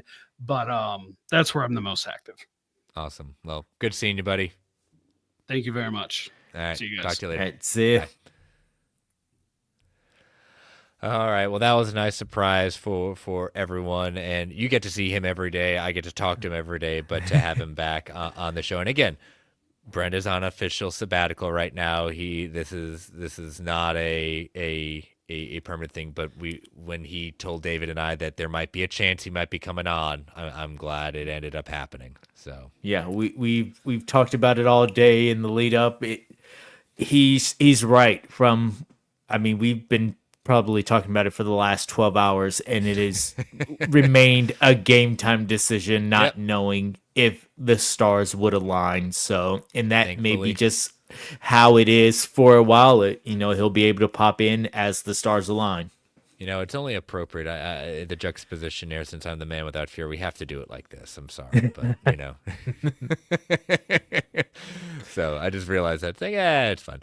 But all right, we're gonna take our next ad break, probably our last one for the show, because we only have one news story that we did happen last week when we took the week off. But we definitely want to acknowledge it because it's more appropriate to acknowledge it now. But yeah, this will be our final ad break for the evening. So listeners, these ads help keep the lights on the Geek Ultimate Alliance Network. We don't get to choose what ad come on. It could be a bit loud. Give it that 3 count before they come on. 3, 2, 1. We'll be right back. All right. So we took a week off. This news dropped. It wasn't enough to carry an entire show. We figure why not wait, because it's appropriate. John Bernthal to return in Punisher special for Marvel and Disney Plus. So this was coming as an exclusive from Entertainment Weekly. So while Marvel continues to plot out the space for the Defenders roster of characters, at least one will be branching out to do his own thing. John Bernthal's Frank Castle, a.k.a. The Punisher, will officially return after an initial appearance in Daredevil Born Again Season 1. We already know that was confirmed. Will headline his own Marvel special as a special presentation, not a series, not a mini series of any sort. Bernthal is also writing the script with his We Own This City director, Ronaldo Marcus Green, who will helm the standalone special. saying it's like a shotgun blast of a story, but also all the pathos and emotion that you want out of a Frank Castle story. And this was shared with, this is official, Brad Winnebaum confirmed this information to Entertainment Weekly. It is so exciting. Winnebaum also tells ZW that the story concept for the Punisher special came while filming season 1 of Daredevil Born Again, which will premiere 2 episodes, as we just talked about, when this story broke. And Matt goes to Frank because he needs something done that he's unwilling to do in the show. And Frank, a bull in a china shop, drives right at the heart of the matter. Winnebaum says Bernthal is a generational actor. He's incredible what he brings to the role he plays, but particularly Frank Castle. And he's a great writer. He knows the character inside and out. And I also love Punisher, but I love John's Punisher in particular. The idea he's in the MCU can bring that to the greater universe, especially with the more grounded street level stuff, is a huge opportunity. And it's fun. It's the greatest thing ever. And when they did ask, is this a taste of things to come? Winnebaum says, I can't say much, but I'll tell you that it's exciting time to be able to play in the sandbox. I can just say that all those variables are taken into account. It is certainly something that is creatively extremely exciting, that is very much worth possible exploring. So, not a series, David. But I was so close. You I were was so so close close last week with Fact or Fiction. So close, so close. But even if I can't get half credit in our predictions at this point, I can't give you half credit at that point. But you were close. But we will bask in the glory that we have official confirmation that Punisher is getting a special presentation on Disney Plus. That I believe, if the stars align, I think they're probably going to time it between the times of season 1 and 2 of Daredevil Born Again. Yeah, season 2 for Born Again is starting to film, but I think that this being a special presentation, they can knock this out, do some joint filming while they have everyone together to pull in certain characters and get this knocked out and out the door before we reach season 2. I'm super excited about this. Punisher was my favorite character of I will call it the Defenders saga, even though he wasn't a member of the Defenders. He was still my favorite. His 2 seasons plus his run on season 2 of Daredevil was just amazing. John Bernthal, he has that role down to a T. From the little things, absolutely loves it. The twitches that he does, where you could see like it's in him, this primal nature. His voice is gravelly voice when he's yelling the battle cry that he gives out. I'm here for all of it. I want more of it, and I'm glad protect that the women, Red. I'm glad that he is going to have another moment. I'm interested also to see what the thing that he is asked to do is. I do have a feeling that it may tie into what we just saw in episode 2, but I mean, they can go many directions with this. It is the Punisher after all. Yep. So I'm excited. You're excited. We got come up from it. We know he's in this season. We've talked about how long he's going to be this season. I think we're getting 2 or 3 episodes. Yes. I've thought that because I also paid attention to some of those set photos, which didn't ruin it for me because we already knew, because officially confirmed on Marvel Alliance by Brent that before it officially broke in the press, we got confirmation. That's right. Marvel Alliance got official confirmation from the man himself, thanks to Brent's reporting. So I will not let people forget about that. So, all right. So that is all the news for this week. That I know there has been, some little scuttlebutt here or there about different things, but not enough to warrant. So let's head into, as I try to pull it up, I got to get some fact or fictions from a couple of weeks ago. So these were yours, David. Got to find them. Takes a little bit, you know? You wait a week and you can't find this stuff. Here we go. All right. Fact or fiction, number 1, Your Friendly Neighborhood Spider-Man will not be the last project to have the group of episode drops. 100% fact. You know? We know Andor's doing it. It wasn't Yep. Marvel, but we everyone thinks that's going to happen again. So I think you're onto something. Punisher will be announced getting his own series. 50-50. So close. So close.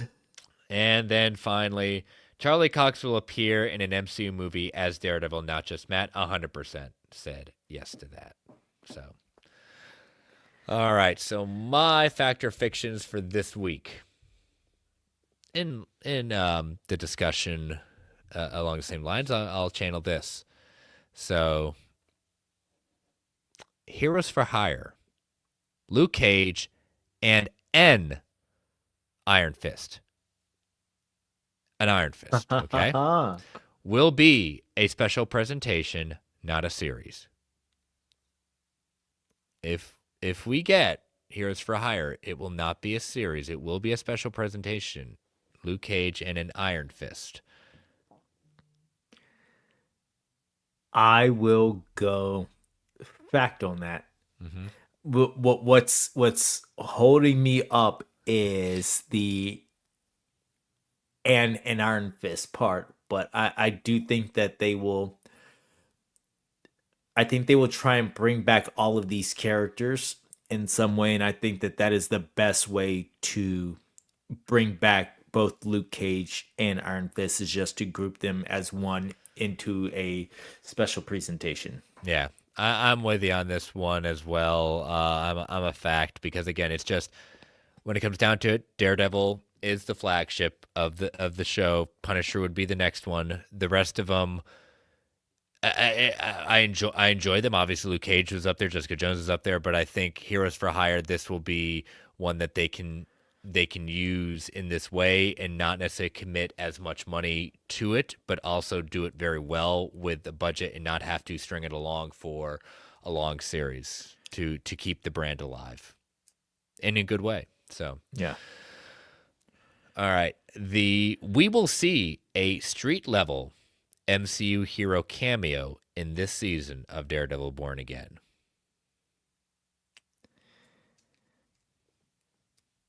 I'm going to say fact, because I do think that a certain smart mouth alcoholic detective will make an appearance. I know she's going to make an appearance in season 2, but I think that she might make an appearance in season 1. Okay. Yeah, I'm saying we're gonna see a MCU character at some point in this season. MCU street level. Yep, I'm a fact as well. And finally, we're beginning a season. I'm talking about the end of the season. The post-credits scene for the first season of Daredevil Born Again will confirm the return of another member of the Defenders team.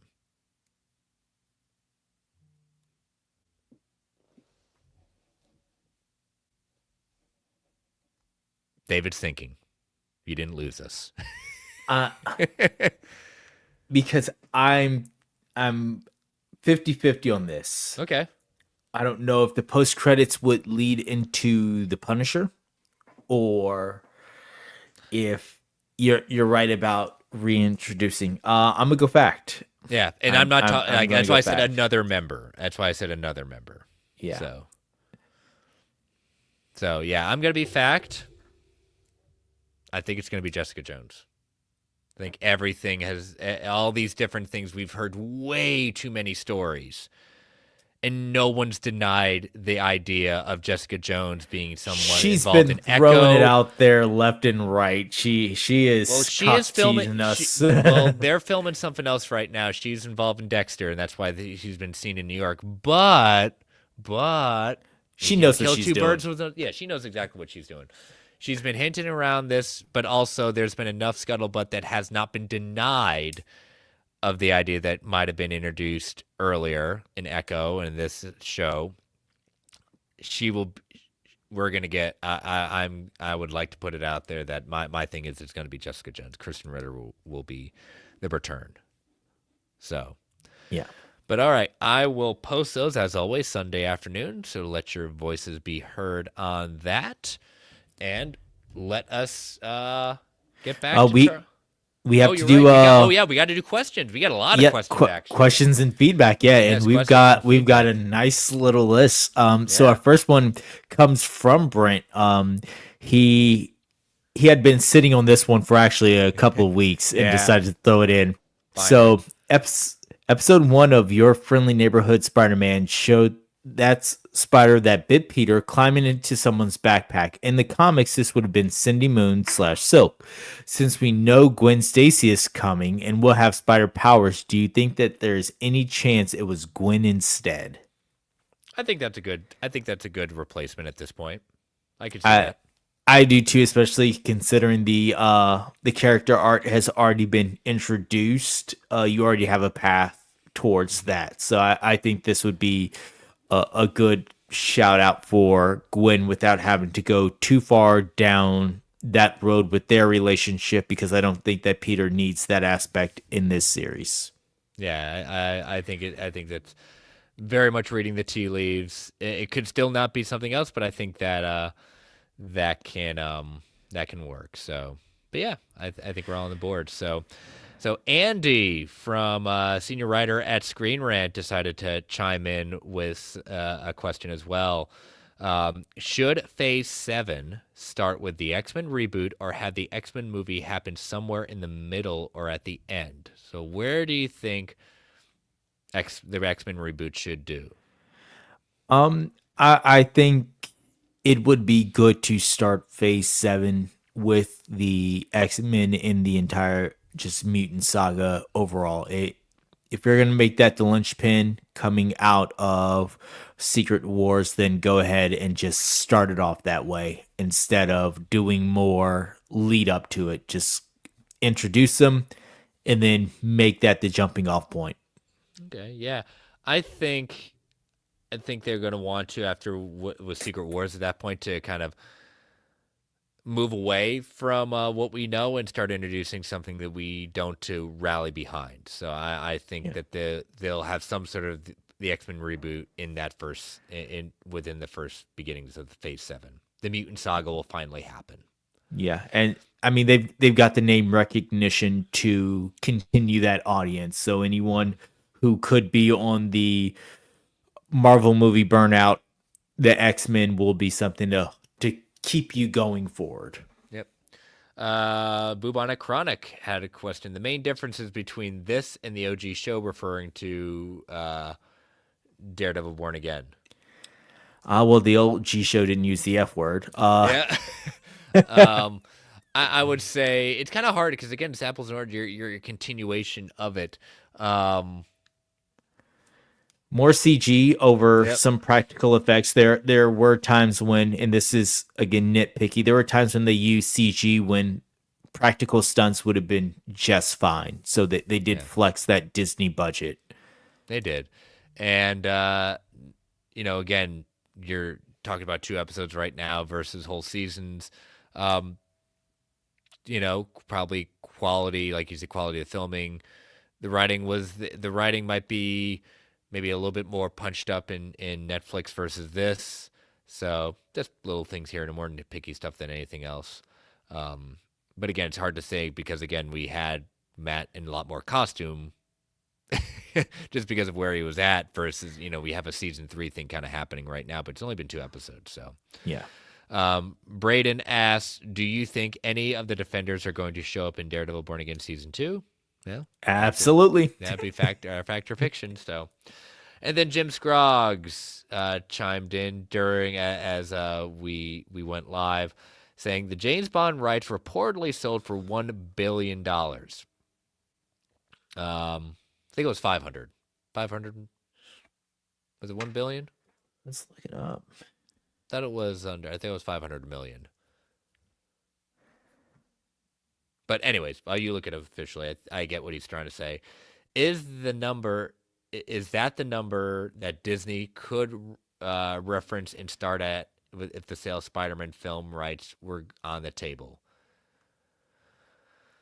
Uh, what is it? What did you figure out what the number was? I'm seeing two different things. So Okay. there's a Well, 6.1. Let's see. regardless at that point, he might be combining it. Regardless, I know what he's talking about in the sense of the sale of that. So what do you think? Is there a number that Sony will sell for? Is that the number? Are they gonna? Would Disney pony up $1 billion for Spider-Man? I don't think that they would pony up $1 billion. I think it would be, again, some type of restructured deal that they have going forward. I don't see them right now where it behooves either of them to make a full on sell or purchase. Like they're still making money. Everybody's making money. It's not at a point where we need Spider-Man back and we need to be able to use him in all of these projects, so we're willing to pay for it. Whereas the James Bond's right, you're buying everything. Yeah. You're buying past, present, future with James Bond. There's so much under that banner. Where with this it's a character, and a character that is not a linchpin that you need to build off of. Mm-hmm. Yeah, it's one that I don't think so. I mean, again, there's so many different characters associated with the Spider-Man universe. I get that. So it's not just a single character. You'd be, to your point, David, you would be purchasing a whole universe. I think Disney is done right now with making large purchases like that. And to your point, they'd more restructure a deal. So I don't know. I just don't see them offering that for the rights of a character at all. I think it's just it's something that they're not going to do. They restructuring a deal is more economical for them. Yeah. So, but good question. I appreciate that. So, all right. Thank you all for the questions, but also we have a Factor of Fiction from Anthony Dorsey who says, Factor of Fiction, David, Matt will move to San Francisco in a future season of Daredevil Born Again. They're going to do the Mark Waid run? I don't think that they will have him move to San Francisco, but I do think that there will be another episode or two that takes place in San Francisco. All right. So I think that they will send him out there, but I do not think that it will be a full-on move. And I think that for multiple reasons. For the character right now, everything has been built around New York, the fight for New York, everything around him being a guy from Hell's Kitchen and his love of the city, him making Iron Fist make a promise to protect his city, all this other stuff. So I don't think that he would make it's not in his character within this context to make a move out there. Number two, filming in California is pretty expensive. So that's the other part of that. Yeah, I don't see it right now. They may visit, but I don't see him moving out there. But yeah, so we're both fiction on that one. But all right, so let us get back to Comic Book Club. We're looking at issues 15 through 20 in a kind of a brief fashion for each one. So issue 15, love the cover. Absolutely love the cover. Definitely a standout cover with that. With the stained glass window with Daredevil breaking through it. We leave off with Matt kicking himself literally for allowing Blind Spot to basically get blinded by Muse, with his basically eyes poked out. And Matt just saying we're going to do whatever we can to get him back his sight, therapy, whatever, even though the chances are down. And then we see this bearded man at the bar with no name. This is the infamous bar where all the villains hang out, and this bearded figure is trying to pay someone to take out who, David? This bearded figure wants someone, and he's willing to pay handsomely to have Daredevil taken out. Yep. And so the rest of this issue is basically spent of, Daredevil kind of be taken out by different people. But then we get a sudden revelation of who this person is that supposedly put out the hit. Who is this?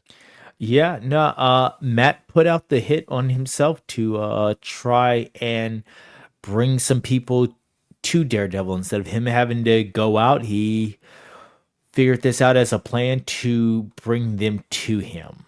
Mm-hmm. And yeah, so this is his punishment, saying like, no, I did this, so I'm gonna exact a punishment on myself. But as he's fighting down different people on the roof, one of these villains is taken out by him, by none other than Bullseye. And so we know that, Matt just can't stay away from Bullseye, and Bullseye can't stay away from Matt. And we get some interesting stuff in the next issue of, this juxtaposition between Matt playing this Mike figure, talking to the priest about, what he needs to do to, figure himself out, but also at the same time, juxtaposition of Daredevil fighting Bullseye on the roof. Yeah, I liked the priest, Father Jordan, in this run, and because he tells Matt, when Matt shows up and he's comes to the confessional, and the priest goes, "Are you here to confess anything?" And Matt's like, "Well, I just kind of want to talk." And priest goes, "Well, this is a confession booth, so if you want to talk, we're gonna step outside, and I'm gonna look at you face to face, and we're gonna have a conversation." Yeah. And so Matt starts going on about his history, but the entire time we are also seeing Bullseye getting ready to take shot. Yeah. And but they have a good fight, and as expected, Daredevil takes the beat down to Bullseye and wins. But then we get towards the end of the issue, we get the idea of Matt saying that people used to know who I was. Then something happened and put that genie back in the bottle. And that's what the next number of issues is finally going to reveal, is how did the genie get put back in the bottle after Matt let everyone know officially that he was Daredevil. Yeah. So the big running B story to this entire run so far has been the fact that no one but Foggy knew that Matt was Daredevil. And Foggy was pretty pissed off that he knew that and what had happened, and everyone's mind getting erased, thinking it wasn't fair, separating himself from Matt. His run-in with Captain America, he couldn't say who he really was, or multiple run-ins with Elektra, he's like, she doesn't realize who I am. So there's been this underlying thing of, okay, everyone's memory of him being Daredevil has been taken away, but we don't find out exactly how until the next coming issues. Yep, and I do like how with issue 17, the beginning of this, they do a decent recap of the Wade run. So if you didn't read Mark Wade's run, you kind of get established of what happened at that point. But as we go there, he's lying in bed with who is he with at this time? Someone that we're familiar with already. Well, considering we just met her in the show, he has decided that he is going to shack up with Kristen McDuffie out in San Francisco. But as they're in bed together and trying to sleep at that point, Typhoid Mary, an ex of Daredevil, goes in and destroys their apartment and puts him and his girlfriend in danger. And so they leave San Francisco and take up a shop back in New York. And he's donning his old costume. He's going out there and beating up on Tombstone's people. He's trying to get a job at the DA's office. That's not necessarily being as successful as he thought it was going to be. With different things like he's finding out being Matt as Daredevil and a lawyer are two roads that just don't intersect. So he's having to give up the lawyer life because of it. Because as the DA says, like, you beat up these guys, and then there was no witness that can corroborate. It just looks like you came and attacked a bunch of who you felt were thugs, and now they want to sue you because everyone knows who you are. You are now a suable person. This isn't like the trial of Superman or things like that, where it's how do we prosecute this superhero? We all know who you are, and we're not suing Daredevil. We are suing Matt Murdock. Yeah, so he says, "All right, I gotta help see if people can put the genie back in the bottle." Strange says no. Silver Surfer says no. Emma Yep. Frost says no. He even sees this. This is he sees Hellstrom and saying, "Yeah, you can always see Mephisto." You know, He's like, that I'm always not that works out well. desperate. Yep. And then he gets a knock at the door and sees two children, not just any children, two purple-faced children of the children of the Purple Men, and that's where we get the revelation of the story of the name of the arc, Purple Part 1. So, heading into the next issue, we get some more story about exactly the Purple Kids. You know, they are like we said, the children of the Purple Man, whose powers is to anything he says. He got so much influence he can make anyone do anything. Yeah. If you hadn't watched the Jessica Jones series and if you hadn't known about the Purple Man before, the first couple of pages of this issue do a great job basically breaking down his powers, who he is, and his personality, and the fact that he has grown to a part where he doesn't care anymore. This is he doesn't have that empathy switch. And there are people coming after the Purple Kids are at Matt's door because they're being sent by Purple Man to get these kids back. Yeah. And so Daredevil has to take them out because they're invading his home. He had to protect his girlfriend. And the kids tell him that they're missing their brothers and sisters. Like they need to get there before his father gets them. And as Daredevil finds where they're at, finds where the Purple Man is, he unfortunately gets to be influenced by the Purple Man to take the kids and work under him, which is a very dangerous thing to ever be controlled by the Purple Man. Yeah, he speaks on how someone with enough willpower could overcome the Purple Man, and then immediately we see him under the influence of the Purple Man. And to me, that just showed just how broken Matt had become. That under any other circumstances, he probably could have worked his way through this, but in this one, he was just so easily taken. Yeah. And so as we head into the next issue, it kind of like we get this kind of in his mind fight for getting back his control over the Purple Man. And we get like different versions of Daredevil, different costumes of Daredevil. They're all going after each other, trying to get supremacy. Matt's trying to get the supremacy of his mind back to beat the Purple Man.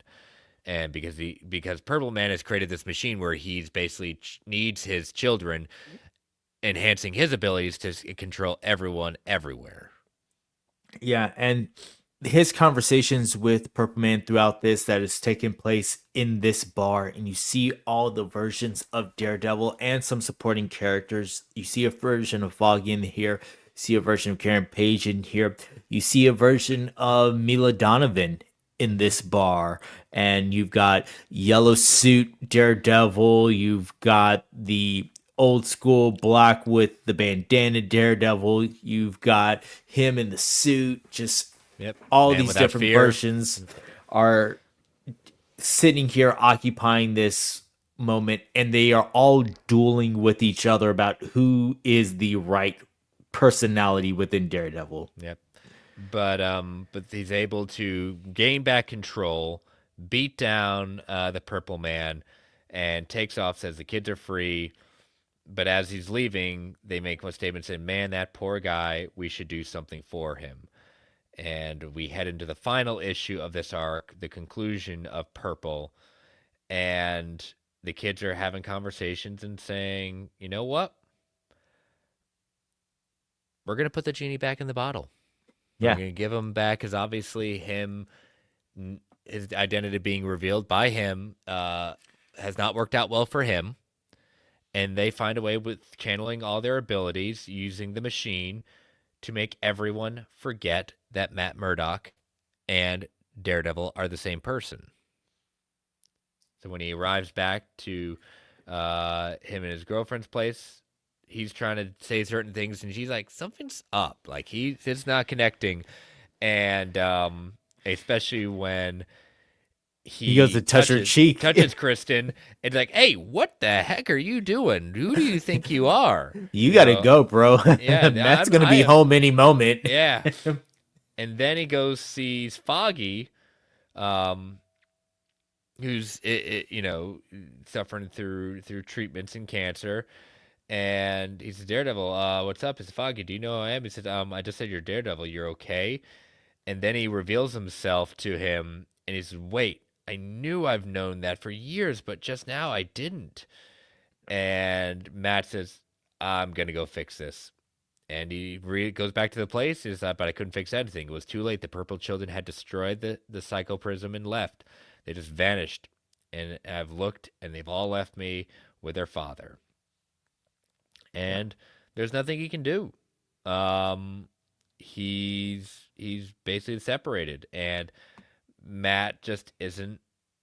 He said I felt he realized at that point there's nothing he can do, but at that moment he realizes that he needs this, and he says I feel incredible, and that's not really why I did it, but I could have done it any night.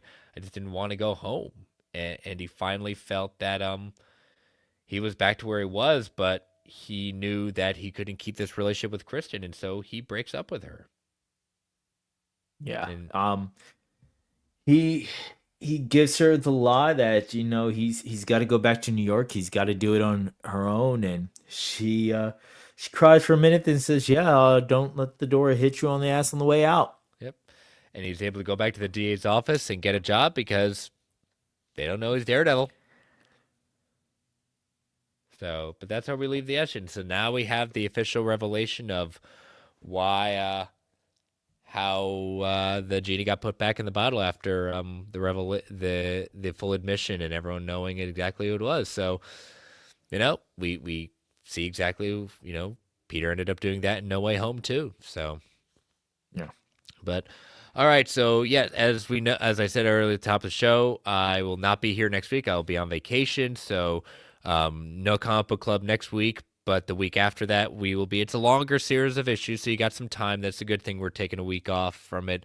Issues 21 through 28 is our next one, so we got a lot to talk about the next week. So yeah, so no comic book club next week. We will step back in 2 weeks with issues 21 through 28. So, but man, chunky episode. Yeah. With that, it's going to be over 2 hours. So,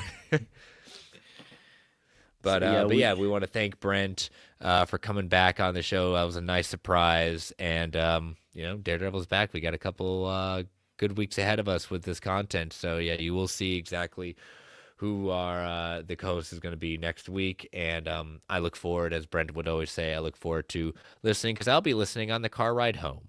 So. G Money crap, I missed it. Where do I go to submit? Where do you go to submit questions? Well, you can submit it to any of our follows. I am at Chris Balga on all the socials. David, where can they find you at? You can find me at The Phantom. That is with a 0, not an O, on all socials. I'm most active on Instagram and Twitter. And G-Money, you could also subscribe to Marvel Alliance Twitter feed, and all DMs are open across the board. Tag us, whatever you need at that point. We will answer questions next week, or David and the host will answer questions next week as well. So you can always submit questions any way, shape, or form. You can also catch me every Saturday on the Brave and the Boys YouTube channel on every Saturday at... not at 4 p.m. Eastern Standard Time, where we do the OPB Buyer's Guide at that point. And I also want to give a big plug to my friend, co-host on that, on the OPB stream, Jake. He had a life-changing interview with his favorite creator of all time, Tom King. Big win for him. Over an hour and a half of that one. Check it out. Go to the Brave and the Boys channel. Check out Jake's interview with Tom King as well. But yeah, G-Money, I have so many questions. I'm going to geek out with you guys. Good. Join us every week. Send us those questions. We look forward to having you there. We appreciate you joining in. Glad you got to see a little bit of Brent on the show. But yes, you can also follow, like I said, the show at Marvel A Podcast. You can follow the Geek Ultimate Alliance Network on Twitter at GUA Pod Network. As Brent said, you can follow him at Brent Tech Prime on all the socials. Feel free to tweet, email, provide feedback, ask questions. DMs are open across the board. Continue to rate and review the Marvel Alliance solo feed on Apple Podcasts, Spotify, Amazon Music, wherever you get your podcasts. Greatly appreciate it. Thank you all for listening. We had a great discussion. Lots of people watching. We really appreciate it. We are back, baby. We are so back, as they say, as the kids say. We are happy that Daredevil is back. But thank you all for listening. Thank you all for joining us in chat. And as Stan the Man would say, Excelsior, true believers. All right, post-credits discussion this week. What you got, David? All right, so post-credits discussions. Avengers directors tease Doomsday and Secret Wars runtimes, but again, that is subject to change. Avengers Doomsday and Avengers Secret Wars directors Joe and Anthony Russo teased the runtimes that they had for both Marvel blockbusters. The two films mark the culmination of the Marvel Cinematic Universe's multiverse saga, bringing together a large collection of characters to battle against Robert Downey Jr.'s Doctor Doom. With that in mind, audiences probably weren't expecting these projects to be brief, and now they have an idea of how long the movies could be. In an interview with Collider, the Russo brothers touched on the project runtimes, and it sounds similar to the last time the filmmakers ended an MCU saga. If I were a betting man, I would say the first one is 2.5 and the second one's 3 hours, Joe Russo said. For comparison, Avengers Infinity War ran for 149 minutes, while Endgame was 181 minutes. So that is very much close to the 2.5 and the 3 hour mark on the dot. So, Avengers Doomsday is scheduled to premiere in theaters May 2026, with Secret Wars following right now as 2027, with production beginning in the near future.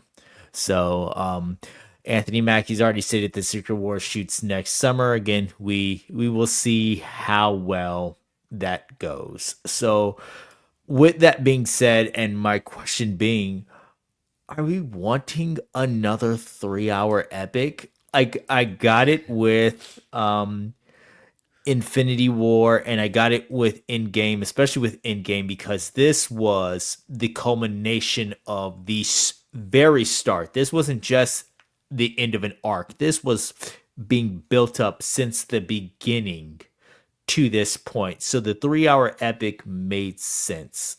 But are we wanting another 3 hour epic? I think when it comes down to it, I'll always say this, and a friend of the show, Ray from the Flightcast, has echoed this, and even Brent will echo it too. Is I don't need runtime. It's not about runtime. It's about the quality of things. So if it needs 3 hours, give us 3 hours.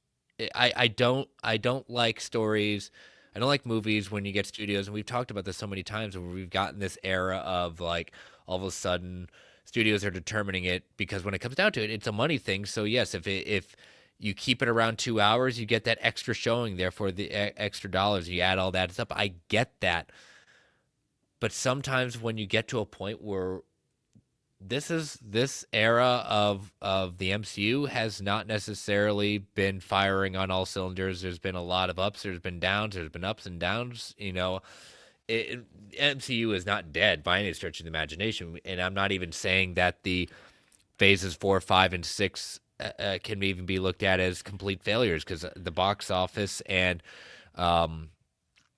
we'll say otherwise, but also the fans' reaction. Like, some are bad, some are not so good, some are meh, and that's okay. But I think when it comes down to what both of these final movies of the saga are going to be, with Doomsday and Secret Wars, let them cook, let them do what they need to do to tell the story. And if it takes 2.5 hours, it takes 2.5 hours. If the final one's going to be 3 hours or more, then do it. It's going to be culminated.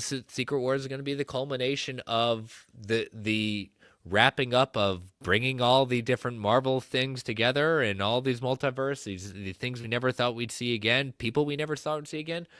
If it needs 3 hours, great. I highly, highly doubt Secret Wars will be stuck at 2 hours. I'm just going to say it. Yeah. I don't think that's, I'm not even put that as a factor of fiction because it's too obvious to be. Because I'm telling you right now, if they end up doing it at 2 hours, we know there was studio interference, and I don't need it to be 3 hours. But I'm telling you right now, it shouldn't. That Secret Wars or Doomsday is not something that should be relegated to a 2 hour movie. Yeah, I agree that they should not be 2 hour movies. What I don't want is I don't want it to be 3 hours because Endgame was 3 hours. Don't Yes. try and hit a mark just because the other film hit that mark.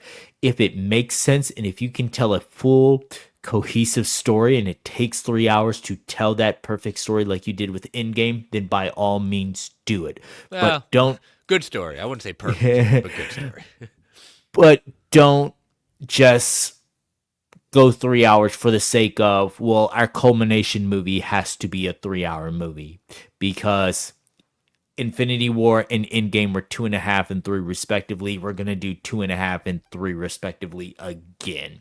Make it make sense to the story. Don't pad it out for the sake of just up. We hit that 3 hour mark again with one of our culmination movies. If they're both 2.5 hours, I'm fine with that as long as this story is told. Yep. So, but we will see exactly what that is at that point. But we've got plenty of time to figure that out. More discussion points. But David, we'll see you next week for Daredevil Born Again season episode 3. I will be watching, but I will see you all back, and I'll give my thoughts on episode 3. And as we break down episode 4, so you'll have to see who the co-host is next week with David. But yeah, we will see you all in one way, shape, or form next week or in 2 weeks. So check you all later. Bye-bye. Bye.